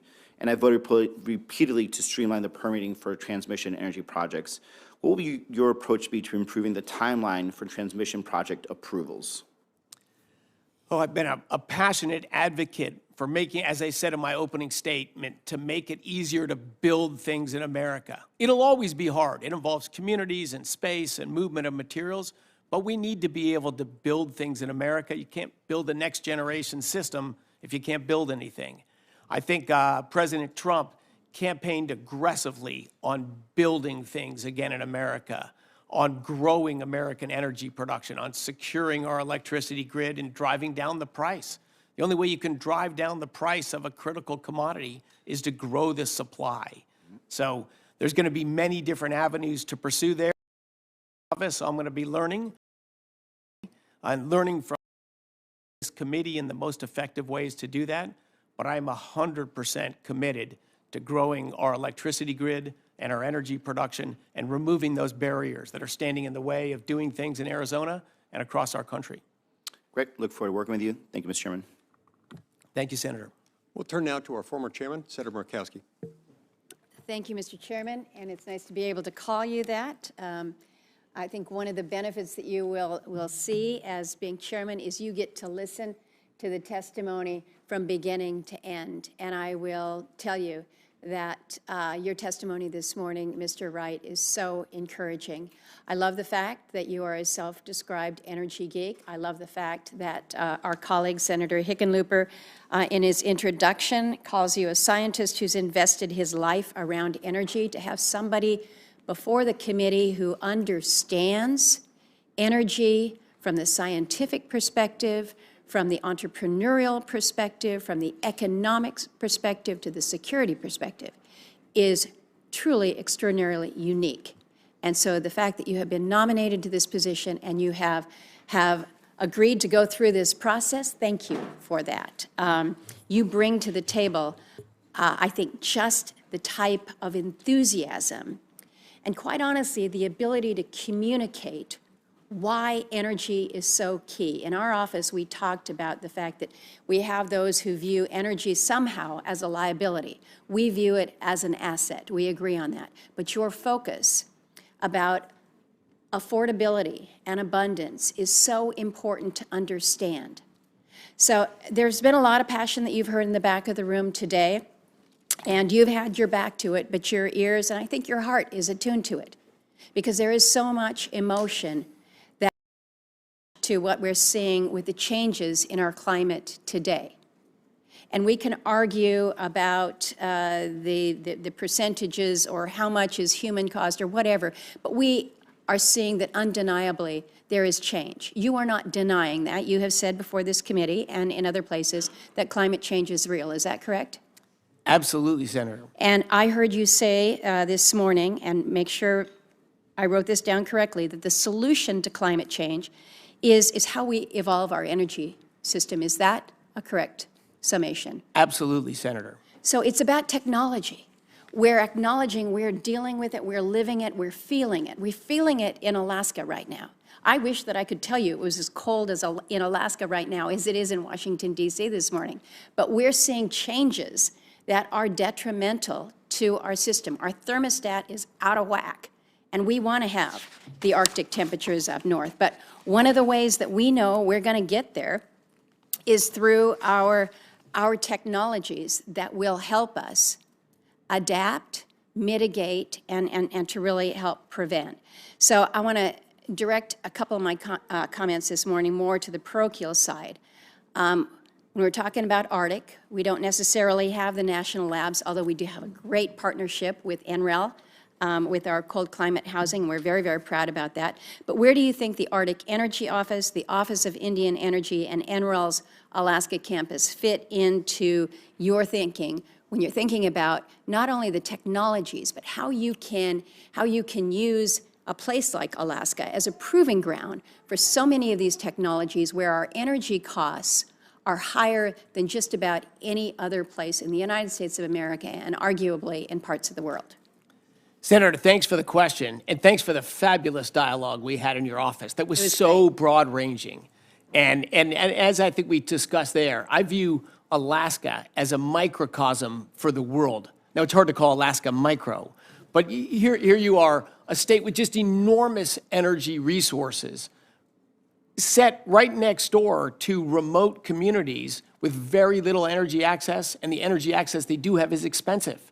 You know, this is the combination of resources, lack of infrastructure, different settings need different energy sources. I have worked for years in this area, and in fact, sitting behind me is the gal who runs our Bettering Human Lives Foundation, trying to bring energy access to remote villages in Africa. So when I hear of your Arctic Energy Office and the communities you're trying to serve, this is the global problem. How do we get different energy solutions for different communities at different stage of economic development, at different lifestyles, different cultures? And my vision, if I get the honor to be confirmed, maybe is to expand on that Arctic Energy Office too. This is an energy office for remote communities, for different communities. There's different technologies and different answers there than for industrial energy for manufacturing steel. We're not going to do that in a small Alaskan village. It's appreciating the diversity of where we all are, as well as the diversity of resources. I want to ask one quick question, even though I'm at the edge of my time here, because nobody has really spoken to critical minerals this morning. And I view this as this next looming security vulnerability. If we want to move out with these energy technologies, regardless of where they are, we're going to need these minerals. And we recognize that, and I think we recognize that we are stronger when we are developing more of that here at home. I shared with you in our meeting in December how frustrated I was with the Department of Energy over its repeated subsidization of a graphite processing plant that was getting its supply of graphite from Mozambique.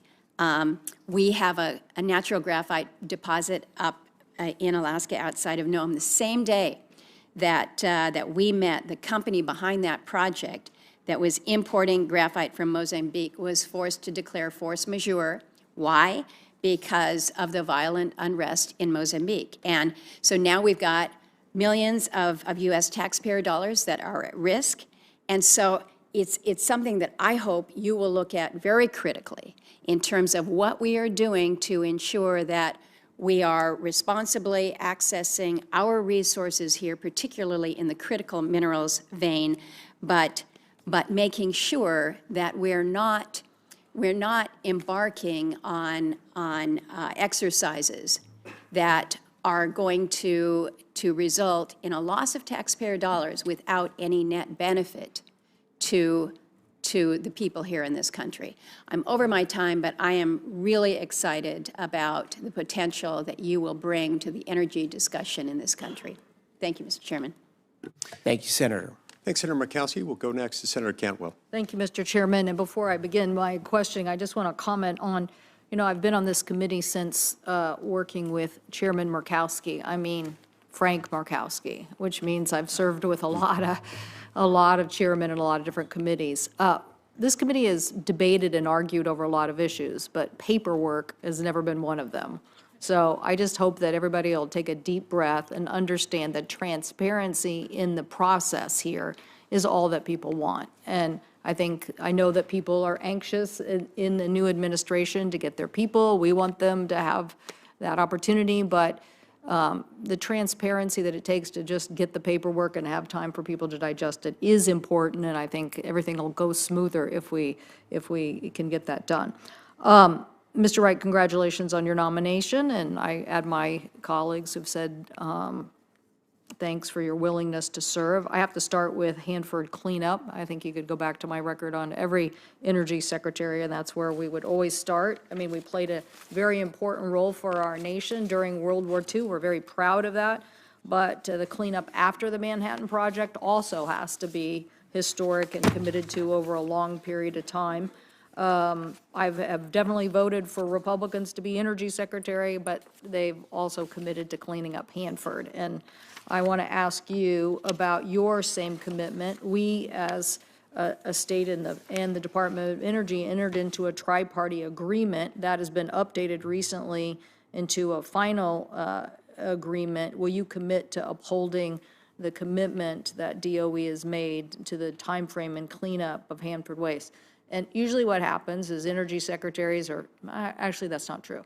O&B people come in and say, oh, we can save money, we can do cleanup on the cheap, or we can get it done faster. Most of the time those ideas go in the trash can, but it puts you in a horrible situation because you have to fight for those dollars. So I just want to, will you commit to upholding the tri-party agreement between DOE and the state of Washington and others in supporting Hanford cleanup and advocating for a budget that represents that commitment? Senator, I can't overstate how critical I think it is to finish the job, finish the cleanup at Hanford. The majority of our country's plutonium was produced there, not just for the World War II, but the post-war period and our arsenal today.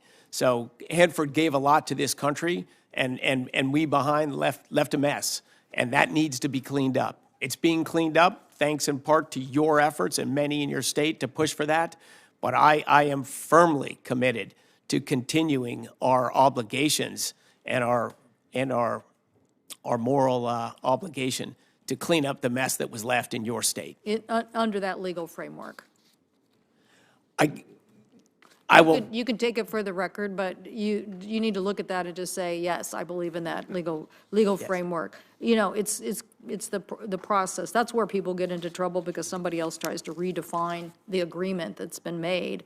Or let's just make it simpler. They try to redefine what is the waste, and then they try to reclassify very hazardous waste into something else, and then just say we're just going to leave it in the tanks or grounds which are leaking, and we don't want those leaky tanks and those sources of very severe issues. Okay. Secondly, do you believe in upholding investments in our capabilities in our national labs, particularly when it comes to the issue of AI and quantum? I think you and I had a chance to have this conversation. We think both of these things have major implications, but we have to have our labs continuing to play a leadership role with the right amount of funding to continue a very important competitive and national security agenda for our nation.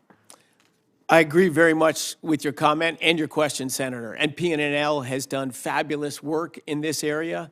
Cybersecurity is a growing threat. It's not obvious to all Americans because we don't see it, but it's the infiltration into our systems across our government and our industry from foreign actors is huge. And driving that research forward is critical for the security of our country, economic and geopolitical security of our country. Great. I know you know a lot about fusion. Do you think it's time that we look at fusion and let's just say the Tri-Cities is doing everything, okay? So they're very much a hub for a lot of different energy innovation because of both the long history of the Hanford cleanup and the national lab footprint and a lot of just natural resource issues. But do you think when it comes to fusion that we ought to be more aggressive of thinking about, in case this does become a reality, supply chain and grid integration? Do you think that would behoove us as a nation to be faster at our deployment of such technology if we knew what those supply chain issues were now and identifying them and identifying what a faster process for getting something like that integrated into the grid would look like? Yes, Senator. This is an exciting new technology with, again, just huge room to run, and it's moved very rapidly. The last decade has seen more progress than in my lifetime, and I would love to see that come to commercial power in the next decade. Great. And then just last, DOE has invested more than $14 billion in U.S. power grid, and many states have had grid resiliency programs. I hope you will continue to support those projects. Grid resiliency, as I've talked throughout this hearing, is critical. It's the most urgent energy issue we have today. Thank you. Thank you, Mr. Chairman. Thank you. In just a moment, we're going to turn to another one of our new members who comes from an energy-rich state, a state with some oil refineries as well, Senator McCormick. Before I do that, I just want to clarify one thing. You submitted your paperwork in a timely manner, and your paperwork, now having received the final certification last night before close of business, should it trigger any questions, you'll make yourself available to members should they have any. Is that right? Absolutely. Any questions about my disclosures or paperwork, please just reach directly out to me. Senator McCormick.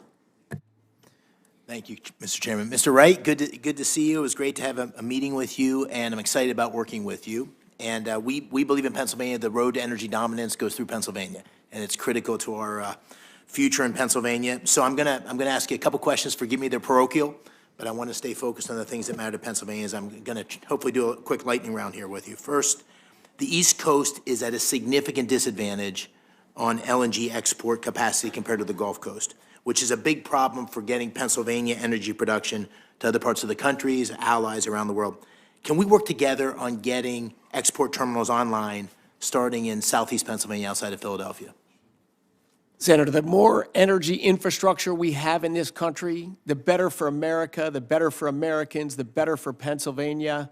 I agree very much with your desire there. I've expressed that view many times. We have the Marcus Hook terminal for natural gas liquids, but not for the main event, for methane and for natural gas. Would be hugely beneficial to Pennsylvania and to our country to have access, an LNG export terminal on the Pennsylvania coast near Philly. Great, thank you. We can't power the AI revolution without cheap and reliable power for data centers and tech clusters. In Pennsylvania, we've seen recently an innovative approach with a Microsoft arrangement with 3 Mile Island. You and I spoke when we were together about the potential for Pennsylvania to become really a leader with energy and AI going hand in hand. And so as we discussed in our meeting, I'm putting together a Pennsylvania Energy and Innovation Summit later this year to bring together the energy sector, leading AI companies, huge sources of capital, global investors, to deliver on President Trump's vision to unleash American energy and technological leadership. And so I'm looking forward to working with you and Secretary Burgum on that. Can I count on your support? We had a great dialogue about that, Senator, and absolutely you can count on my support. It's a great way to frame this issue. We want to build a new American industry in artificial intelligence, and we want to lead the world in that industry. And boy, for our economic and national security, we better. you can't build any new industry without the energy to support it. So you have this vision that's a great coming together of a new manufacturing industry to manufacture intelligence and use the energy resources you have in Pennsylvania and attract the private investment capital to make it happen. I'm all in on that. Thank you. Finally, we have a major opportunity in Pennsylvania to leverage our natural gas resources and carbon capture and storage technologies to produce blue hydrogen. Will the Trump administration, with your leadership, ensure that federal support for the hydrogen development does not disadvantage blue hydrogen projects? Senator, I know of what you speak, but I would say too early for me to speak about trade-offs between different technologies and all that stuff, any commitments there. I will say again that the president, who I hope to be honored to serve, is very passionate about energy, about growing American production of energy, with the end, not just for energy in itself, but to enable better lives for Americans, stronger power, economic and political security for our country. Everything part of that mission, I think you'll see this administration support. Great. And finally, the Office of Fossil Energy has a storied history of driving innovations in the industry, including contributions to the shale revolution. One of the major labs is in Pittsburgh. How can we, as you take leadership, if confirmed at the helm here, revitalize this office to focus on the next generation of fossil fuel innovations? Yes, again, fossil fuels, again, who've powered the world throughout all of my lifetime and will continue to do so, has somehow fallen out of fashion and out of favor. So even though it's a critical technology for us, there's been less interest to invest in it, less interest to talk about it. I don't share those aversions. I'm all about new technology to improve energy sources across the board, of course, including hydrocarbon energy sources as well. One of the things the senator from Alaska said, which I'm excited about too, is you're an innovator, you're a scientist. One of the consistent trends we've seen over the past decades is the reduction in carbon emissions as a consequence of technological innovation. So by developing these innovations, we have more national security, we have greater economic growth in places like Pennsylvania, and we have a cleaner environment. What energy innovations are you most excited about, given the trends that you're seeing? Oh, there's so many. But as you're talking there about natural gas in Pennsylvania, it's been the biggest driver of reducing America's greenhouse gas emissions. On a per capita basis, they were lower last year than any year since I was born. Like, think about that. This isn't a recent trend. This is any year since I was born, and everyone knows my age now, so I'm not going to say it, but everyone knows it since it's my birthday. But thank you, Senator. Oh, you're going to end on a happy birthday. Thank you. Thank you. Senator King. You picked a hell of a way to spend your birthday. Mr. Wright, I think your position on climate change is more subtle than is publicly recognized. As I understand it, you don't deny that there is climate change happening in the world and that things like sea level rise and warming are occurring and that they're related to the combustion of fossil fuels, which has drastically increased the amount of CO2 in the atmosphere. Is that correct? Absolutely, Senator. I enjoyed our dialogue about that and future dialogues about that. But yeah, I've been outspoken about this for probably at least 20 years. Mostly from the combustion of hydrocarbons to enable our modern worlds, we've increased atmospheric CO2 concentration by 50%. And that has affected? Absorbs infrared radiation, makes it harder for the Earth to shed heat. But as I understand, your position is, as I say, more subtle. You see a tension between diminishing our reliance on fossil fuels and powering those 6 million people who don't have adequate energy sources today. That's the kind of balance that you're talking about. Is that correct? Yeah, well stated, Senator. That is my view. Energy is critical to human lives. Climate change is a global challenge that we need to solve, and the trade-offs between those two are the decisions politicians make, and they're the decisions that'll impact the future of our world and the quality of life. Those trade-offs are critically important. I think there are two observations. One is you've said there's no energy transition. You're a walking energy transition. What you did in your work in shale was an energy revolution in this country that transitioned us in many ways toward natural gas. So there is possible transition. It can happen either slowly or probably faster. Fusion, SMRs, battery storage, all of those technologies. And I note that your company wasn't exclusively oil and gas, but it also has investments in battery technology, in nuclear SMRs. So you do believe that we do need to diminish where we can the emission intensity of our manufacture of energy. Absolutely, Senator. You're bringing me back to the great dialogue we had about energy, about climate change, about trade-offs, and I appreciate very much your comments today. I am for improving all energy technologies that can better human lives and reduce emissions. They go together. I would add one note, however, and I understand the tension, and I think that's a reasonable. I remember saying years ago, we can't tell the Indian nation that they can't have air conditioning because we don't want them to be using energy. The thing that has to be considered, though, is what if you're wrong? What if we're wrong and something really drastic happens? My concern that isn't discussed very much is a climate effect on the Atlantic currents. If something happened to the Gulf Stream, Britain, Scandinavia would be uninhabitable. So I think we need to bear in mind that it's not as easy as saying we're going to help the third world and we're going to keep burning fossil fuels. There is a significant risk that we have to have in our calculation. Would you agree? Senator, I agree with that comment as well. You know, in my writings on climate change, what I record a lot and talk about is what we do know, which is the past up to today. Predictions are hard, particularly about the future. And so, I think we need to be humble about that. We don't know what's coming in the future. But advancement of energy technologies that grow the amount of energy we have, the cost, drive down the cost, the quality, and lower emissions, those are all wins in all scenarios. And I'm hoping that 10 years from now, we'll look back on this discussion as rather quaint because of technology will have solved the problem. We're all working in that direction. A couple of very quick questions. The Department of Energy has a role in approving LNG export terminals. It's supposed to determine the public interest. And I think Senator Hirono asked this, but I want to confirm that your office, your department, will consider the effect on domestic natural gas prices of expanded LNG export capacity.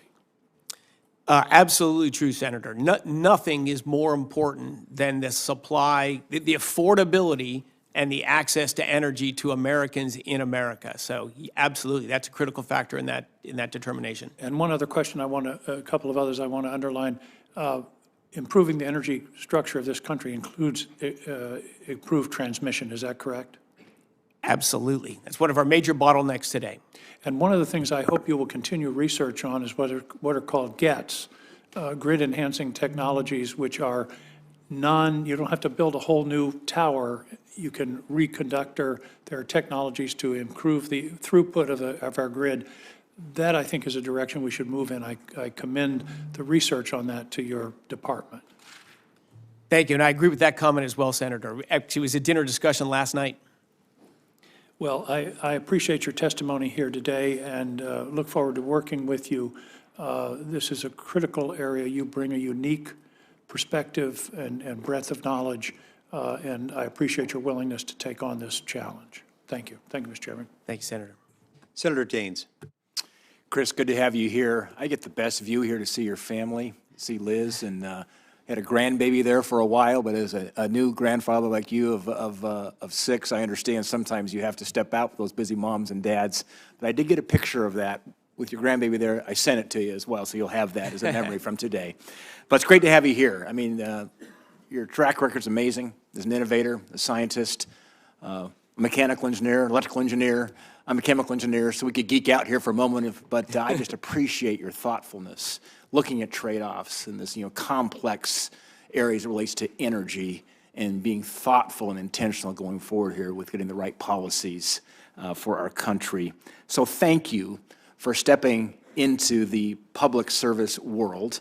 It's a sacrifice for you and your sweet family, and I want to thank you both for doing that. as I step back and look at the numbers at 30,000-foot view, think we're going to need 50% more energy in the next 25 years than we currently consume today globally. This has got to be a discussion increasingly on how do we get more energy, not less, as we think about these trade-offs. I think you play a really critical role here when confirmed as our Secretary of Energy. The last 4 years I've seen, I think, taking some steps backward, unfortunately. We saw pauses on LNG exports, prohibiting new coal leasing in eastern Montana, putting a pause overall on oil and gas development, even trying to ban new gas appliances. I think that's out of touch where the reality is, and that's why I appreciate, I think, your pragmatism as you look at where truth is, where physics are, and what the demand is going forward. One of the first things you can do as Secretary, I think, is to refocus the department on pro-baseload energy policies. Baseload power resources like coal, natural gas, hydropower, nuclear, I think will ensure that we have access to reliable and affordable energy year-round, whether it rains or snows or the sun's shining or not. The world needs more energy, not less. And with the proliferation of data centers, thinking about, how does Google and Microsoft and others think about it right now? That they're buying baseload power. They need to think about baseload power as a way here to fund what they need to do here as it relates to the revolution going on in AI, blockchain technologies, quantum computing. The load is, I think the 50% forecast of more is probably low in where this is probably actually going to land here, and you can help us get ahead of that curve. So here's my question, Mr. Secretary, to be. Will you promote policies both at DOE and throughout the government that will expand energy development and ensure that reliable and affordable baseload sources of power are protected? Absolutely, Senator. If I get the honor and the privilege to be confirmed and to serve, top goal of mine, you just summarized the top goal. Our electricity grid, as I've said earlier in the testimony today, it's become more expensive and less reliable, reversing a 100-year trend where that was becoming cheaper in inflation-adjusted cost and more reliable, and we've gone the other direction. We cannot go that direction. That's not good for America. It's not good for our industries. And that is a top priority of mine to work on. I think we violently agree that reducing emissions is better through innovation, not regulation. What are some ways you think about how innovation could help drive reduction in emissions? Yeah, I mean, if you look at the track record right now, almost all of the emission reductions in our country and across the globe, almost all of them have come from innovations. In the United States, the biggest one by far has been the arrival of low-cost natural gas through the shale revolution. That was innovation. It was not imposed. We got low-cost gas, lower emission gas, not just lower greenhouse gas emissions, but lower pollutants, lower particulate matter, lower SOx, lower NOx. That helps air quality.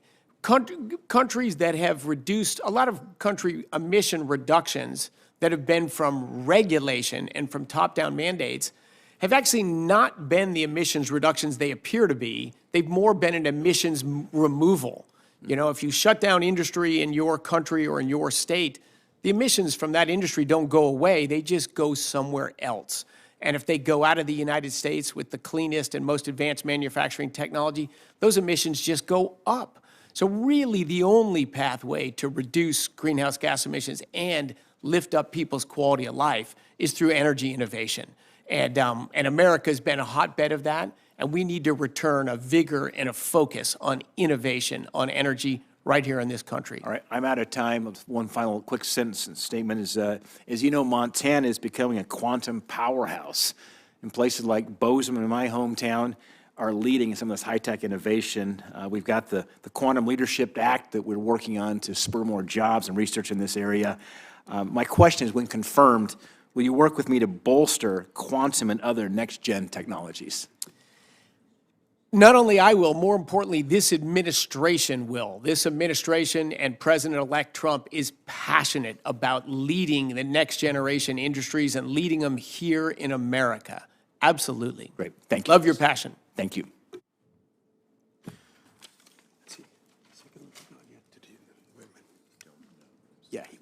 was okay. Okay, we'll turn next to another new member of our committee, the great senator from the great state of Arkansas, Senator Cotton. Thank you, Mr. Chairman. Mr. Wright, congratulations on your nomination. I apologize for my tardiness. I've been presiding over John Ratcliffe's hearing at the Intelligence Committee. A geological survey recently found anywhere from 5 to 19 million tons of lithium reserves in the Smackover Formation, in particular in South Arkansas. Can you commit to working with my office to feasibly develop this rare and strategically vital supply of minerals? Senator, thanks for your question. Thanks for your service to our country. And absolutely, this is a different lithium production technology to get it out of brines. There seems to be an enormous resource of it in Arkansas into the south of you. And I think that's an area of critical interest to our country and should be looked at, evaluated, and if it's commercially viable, developed. Thank you very much for that commitment. One of the responsibilities of the Department of Energy that is sometimes overlooked is the national laboratories. We do everything from nuclear development to quantum computing and other high-tech cutting edge. Unfortunately, these laboratories are a target of foreign espionage. In fiscal year 2023, more than 8,000 citizens from China and Russia were granted access to DOE national labs out of a total of 40,000 foreign users. It's my opinion, and the opinion of many other senators, in particular on the Intelligence Committee, that the Department of Energy cannot continue to allow adversarial nations to exploit military and dual-use technologies for their own gain. What steps can you take to ensure that the department's national labs and other sensitive facilities are not compromised by our adversaries? Thank you for the question, Senator. Thank you for your concern and focus on this issue. I've spoken at length today about what a treasure our national labs are, how they've transformed our country to where it exists today, and how they are really a vector to transform our country going forward as well. But if we have American innovation funded by American taxpayers, performed by American citizens, walk out the door and go to our foes for free and without knowing it, clearly that undermines our national security. That undermines our economic security. I'm aware of the problem in concept. If I have the privilege to be confirmed and serve in this role, I will quickly learn a lot more about the problem, including working with the team there and across the administration to find solutions to this critical problem you've identified. I agree with you about the gravity of the threat and the need to address it. Thank you. I appreciate it. I'll just say that in our experience, many of the personnel at the labs are brilliant scientists who go on to become managers, but oftentimes they have a purely scientific mindset, and they have it in their minds that they collaborate openly with fellow scientists from around the world, which may be fine if we're dealing with French scientists or Japanese scientists, but I'd say it's not the case with Chinese and Russian scientists. I'd also point out that the equivalent kinds of sites in China and Russia are not nearly so open to American scientists, and that would violate President Trump's treasured principle of reciprocity with foreign nations. Finally, another key responsibility of the Department of Energy that is sometimes overlooked is the National Nuclear Security Administration. It actually constitutes almost 50% of the department's budget. Can you give us assurances that you'll advocate that the NNSA receives adequate resources to complete this top priority mission for our national security? Absolutely, Senator. I have significant concerns in that area. You know, our uranium enrichment capabilities in the United States have been denuded over the last few decades. Even our ability to produce plutonium pits has collapsed to nearly nothing. There's some efforts in place to reverse that, but I want to make sure they move as fast and expeditiously as possible. That is the ultimate guarantor of the sovereignty of our nation, is our nuclear arsenal. That is not something we can cut corners on and not worry about. Well, thank you very much. I appreciate, again, your testimony and your answers on these critical questions that are not always highlighted when you think about the Department of Energy, but they cross into our work on the Armed Services Committee and on the Intelligence Committee, where I believe we'll see you in the future as well, in addition to vital energy development questions like the Smackover Formation. So thank you very much for your testimony. Congratulations again. I look forward to working with you. Thank you, Senator, particularly for working 2 hearings at the same time. Thank you, Senator Cotton. Round 1 is now complete, and I hereby notify all members, if you want to participate in a round 2, come back right away, because round 2 tends to go pretty fast. We'll start that now again with 5-minute rounds. The beginning of my second round, I just want to ask you a little bit about the Department of Energy's appliance standards programs. Some of these regulations are of concern, or at least ought to be noticed by the American people, as they impact all Americans in one way or another. They reach almost all equipment that uses energy to any significant degree in Americans' homes. So dishwashers, clothes dryers, clothes washers, light bulbs, and a whole lot more.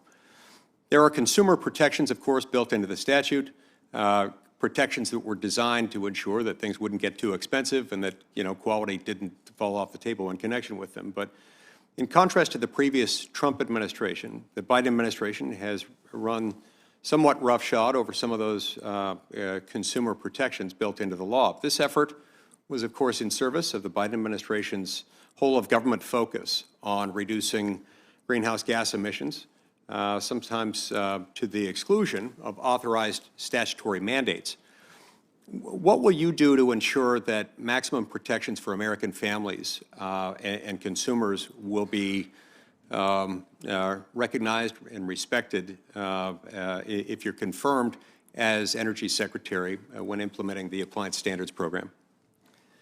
Thank you, Senator. Thank you for that question and for raising that concern. I can assure you that concern is on the mind of millions of Americans across the country. I hear it very often.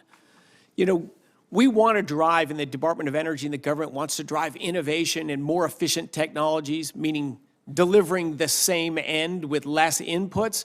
That's advancement, that's technology. But to take clothes dryers, for example, it takes heat and it takes airflow, and both of those take energy. And I look at some new appliances today, and they use half the energy per minute, but if it takes an hour to dry your clothes instead of 30 minutes to dry your clothes, it's the same energy consumption, and you lost a half an hour. So does regulation go well beyond what's sensible and logical? It does a lot. It does a lot. And what I want to do is look at what's happening there, what's driving that analysis, and are we playing a role of a reasonable regulator, or are we trying to check boxes or make achievements where the trade-offs are simply not worth it? I think you should always be a little humble and a little cautious when you're proposing to reduce the choices of American consumers. That is a fair point, especially when you're dealing with administratively promulgated rules that themselves have the effect of generally applicable federal law. They're enforceable as such. If they're not complied with, they can result in massive fines. They can result in somebody's business getting shut down. They can, even in some cases, with some administratively promulgated regulations, result in prison time if you fail to abide by them. And so that's all the more important. Anytime you're taking away consumer choice, that's of concern. Anytime you're making new law outside the people's elected lawmaking branch, that's also concern. We've got a number of things in front of us. One of the things that I've enjoyed reading is this document, which I understand you yourself wrote. It's entitled Bettering Human Lives. And you see energy is playing a significant role in that. In this, you take on a whole bunch of different issues, including the fact that as a result of the fact that we as Americans have access to reliable, affordable, clean electric power, we're able to avoid a lot of problems that in many other countries they face. For example, you cite some alarming statistics from the government of Kenya, the Kenyan Ministry of Health, talking about respiratory infections. Tell me how those relate to the availability of affordable, reliable electric power. Yeah, I view this as maybe the most urgent energy challenge on the planet today, which is just simply the access of basic clean cooking fuels, also used for heating. But all of our ancestors all stayed warm and cooked food burning wood. And regrettably, more than 2 billion people on the planet today still burn wood indoors, sometimes charcoal or dung, but mostly wood indoors to cook their meals and keep their house at a safe temperature. That indoor air pollution kills over 2 million people every year. Like, this is outrageous, and it's entirely solvable. And in fact, one of the things I'm most proud of the shale revolution is, while we've well more than doubled oil production, nearly doubled natural gas production, we've quadrupled U.S. propane production. We've gone from the 8th largest exporter to by far and away the largest exporter, and we're making propane, that critical fuel that replaces wood, to make people's lives longer, healthier, and more opportunity rich.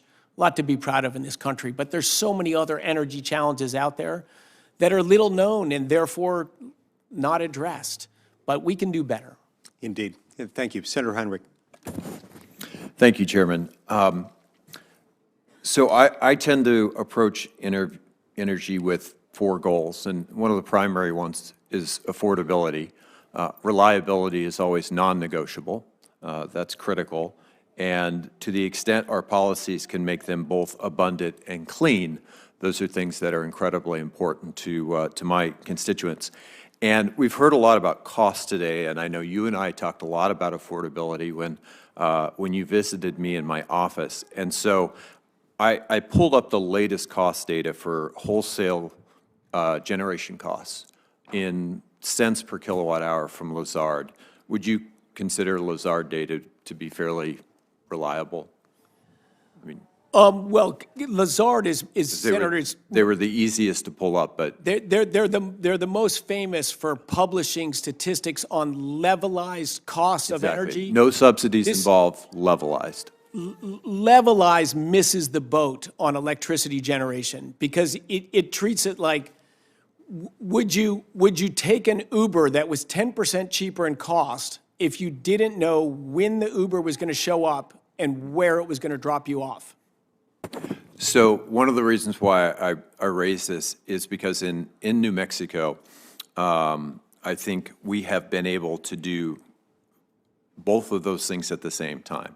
So we've pursued both affordability, actually I should say all 3 things, affordability, reliability, but also clean.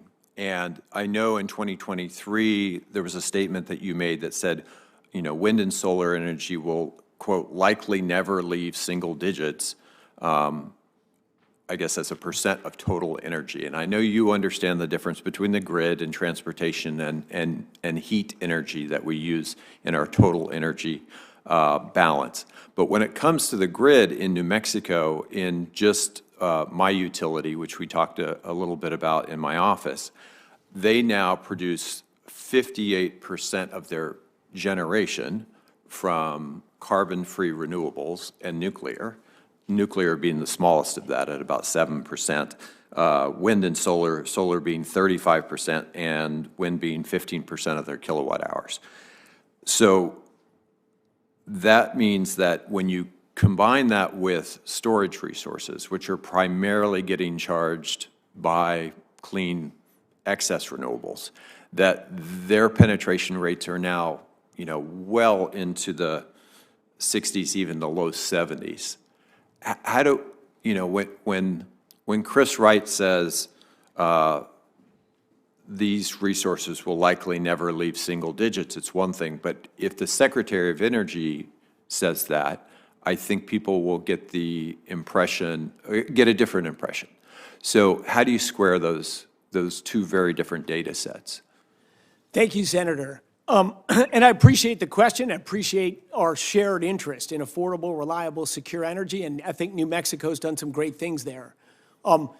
Globally, which is what I talk about mostly in that report, in 2023, the last year we have full data, wind, solar, and batteries were 2.6% of global primary energy. In the U.S., they're a little more than 3%, but not wildly higher than the global. Electricity only delivers 20% of global primary energy.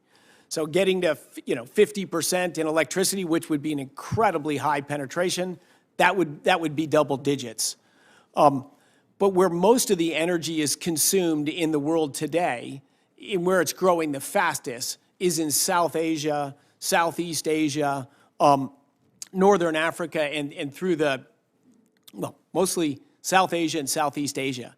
These are countries with very poor wind resources and actually not very good solar resources. India's got some dry places and some deserts and good resources, but Vietnam, Malaysia, Indonesia, if you go to the places where energy growth is rising the fastest, they don't have great energy, they don't have great wind and solar resources. That was the context of your statement. Global energy. Because I want to make sure that we understand, what we as a country are accomplishing. And if you just look back at the last year's worth of data, the first 11 months of 2024, and you look at new generation, the vast majority of that, and I don't have the figure in front of me, but it came out in the last couple of weeks, the vast majority of that is all clean energy. And so if we can take some of these lessons from what we've been able to accomplish as a world leader in energy and use them to help people in the world have access to the abundance that you talk about, I just think it's important to understand the rate of change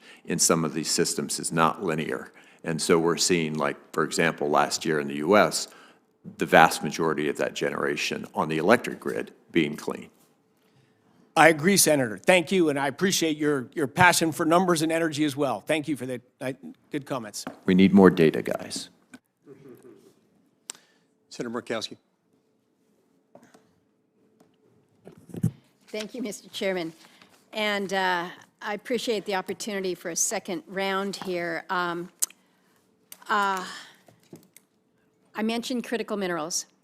I'd like to ask you a little bit more about geothermal, because as we think about these areas of opportunity, there's a lot of focus on wind and solar, and I don't mean to be pointing to my friend from Colorado there, but geothermal is kind of like, it's the mature technology because it's been around for a while, but the technologies that are being used nowadays are not necessarily what we have seen in the past.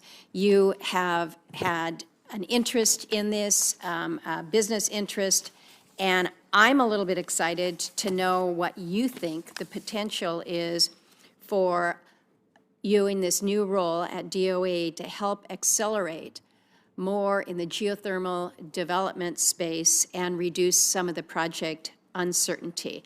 So I'm looking for better assurance for some of those bright people who have these crazy wild ideas that we can do things on ADAC and on Alaska and out on Mount Spur to try to reduce these barriers to entry in an energy area that's been around for a long time. This should not be so hard. What can we do? And are you excited about it from a DOE perspective? Very much so, very much so. Look, I'm uprooting my life and moving to Washington, D.C. if I get the honor and privilege of being confirmed, because I love energy, all kinds of energy for all Americans. And I love that you highlight geothermal, just tremendous potential energy source. I worked on this 30-some years ago and wrote some papers about it, and a new idea called hot, dry rock, where geothermal today is where there's hot rocks approachable, they have fractures in them so fluid can flow, and they're full of water. Well, that's a small set of the microcosm, but anywhere we drill, right here, we drill 3 miles underground, it's exceedingly hot. That energy is sitting there. So the idea of hot, dry rock is to inject water into a well, flow through that rock, and therefore take some of the heat out of that rock and make that water very hot, and then flow it up and produce electricity from it, produce heating for homes or houses. It's just an enormous, abundant energy resource below everyone's feet. Can I interrupt you and just ask you to save that energy and passion for when you are confirmed as Secretary of Energy and elevate this within the department? I know everybody wants to get to the top of the list, but if I can express disappointment with what I have seen within the Department of Energy over the years, we've seen great things in great areas, and geothermal just kind of sits back there as kind of the forgotten child. And we're not going to allow that to happen. So I appreciate that passion. Let me ask you about Alaska's natural gas. You've talked a lot about how how we've really seen this revolution when it comes to being able to access our natural gas through the fracking. You know Alaska, you've been up there, you know our issues. Congress has approved a loan guarantee for an Alaska gas line, and I would just ask for your support, if confirmed, that you're going to work with the delegation to help stand up the loan guarantee through regulations, whatever may be necessary to ensure that DOE can actually accept the application when the project proponents are ready. It should be an easy answer. Yeah, Senator, tremendous resources in Alaska of oil, natural gas, minerals, mining, logging, geothermal. You've got it all. You've got it all. And to grow natural gas production in Alaska and build infrastructure to export that to the world, given how close it is to the biggest, fastest growing markets in the world at Asia, I think is a tremendous idea. Well, great for our country, great for Alaska, and I'm confident that President-elect Trump will be a champion of these ideas of growing American energy production and influence in the world. Well, we've got it, as you mentioned. We have it, and we're ready, willing. We just need good partners at the federal level to help us advance this. And last point on that, we have seen some really critical energy investments in Alaska as a result of the Infrastructure Investment and Jobs Act. A lot of folks on this committee helped with that, but the DOE programs that are funded by IJA have provided a lot of benefit to Alaska projects so far. Most of them are already underway. They range for everything from the rural renewable energy investments, carbon storage, transmission upgrades is huge, demonstration of long duration storage. So I just want your assurance that we're going to still be able to continue these projects as a priority within DOE. What we have started, we don't want to have a drop-off here. We want to have a smooth transition for these existing DOE projects to be able to continue to allow us to build out that infrastructure, that transmission capacity that's going to allow for a betterment of Alaskans and really our opportunity to help Americans. I'm thrilled to see the breadth of energy innovation in Alaska and would love to see that continue and expect that it will continue. Are you going to come up and visit? Absolutely. I figured it didn't take much of an invitation. I appreciate the fact that you've got ties to the area already, and I appreciate that. But thank you for your willingness to give the committee this much time. I know that you've got a lot more energy, but I think that your grandson is probably bored with us, so might be time to end, Mr. Chairman. I think his grandson seems riveted, actually. Before we go to Senator Hickenlooper, I'll note that loved the geothermal discussion. Senator Heinrich and I have a bill together on geothermal. We've got access to heat like that. Might as well harness it just as we would with Puff the Magic Dragon. If we could find and harness him, we'd make power out of him somehow. Senator Hickenlooper, and then we'll go to Senator Hoeven. Thank you, Mr. Chair. And again, glad to back. I don't think I have to extend an invitation to come to Colorado. I accept. And I do appreciate, and there was some, I understand how quickly things were working and how hard you worked to get your financial information, your ethical disclosures, the FBI background check, that we didn't get it until never saw it. I had a dinner last night, and then I had meetings starting this morning. But I do look at geothermal, which I share your enthusiasm. And I want to ask a question about how rapidly you think it can scale. But it is something so promising. Obviously, you've thought through your conflict of interest in something like that, where you've helped, dramatically. You've been part of the catalyst to allow the geothermal that we can imagine at scale. At least I'm imagining at scale. You thought through that. I don't have any of the numbers in front of me yet. Yeah, thank you for that question, Senator. But my involvement with a particular company, I think a leader in next generation geothermal, Fervo Energy, I will sever all ties, financial involvement with Fervo in everything I do in energy. I'm still passionate about it. I'm going to be a champion for it. But and even in my world in the small modular reactor, our company, and I'm a director of one of those small modular reactor companies, but I'm cheering for all of them. And yes, I will sever all of my ties from across the whole energy space. But I won't sever my passion for seeing those technologies advance to better American lives. I appreciate that, and I appreciate that you're open to discussing it with other senators if they once they've seen those documents, that they have questions. I appreciate that. Absolutely. Yeah, given the compressed time frame, if anyone has any questions about anything in my disclosure form, as you know, sometimes to your detriment, I'm an open book, and so are you. Fair enough.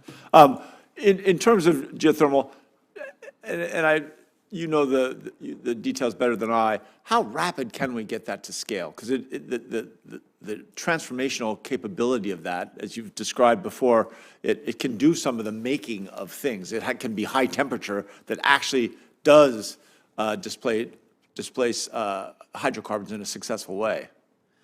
So Fervo right now is building a 400 megawatt plant in Senator Lee's state. And one of the reasons they can do it in that scale is there already is nearby electrical infrastructure. But Senator, we'll circle back to everyone's top issue today. One of the limiters in the growth of geothermal is there's so many resources out there, but there aren't easy ways to connect to power lines to sell that power to users. There are a number. So we're going to see gigawatts come on in the next few years. But could it be tens of gigawatts with infrastructure? It could. Right, well, we're aligned on that, and I have a couple bills that we've worked on, the Big Wires Act. You'll get immersed in all that soon enough. Let me talk a little bit about nuclear waste, because we haven't really talked about that. But I was someone when I was a kid protested against nuclear energy, couldn't get my arms around how we deal with the waste. I think looking now at some of the risks of climate change and the potential, the possibility that acceleration of climate change is worse than they think, makes the issues around the waste, we still have to deal with it and deal with it safely. Have you got any ideas of how to do that and help, especially some of the younger people in this country are very concerned about that, about nuclear as a solution, but it's clean, it has high temperature capability, it can do so many things if we can figure out how to deal with the waste. Yeah, and I think that the concern of kids and us when we were young and everyone else of nuclear and of climate change, they're all very justified concerns. These are real things. Radioactive materials are dangerous.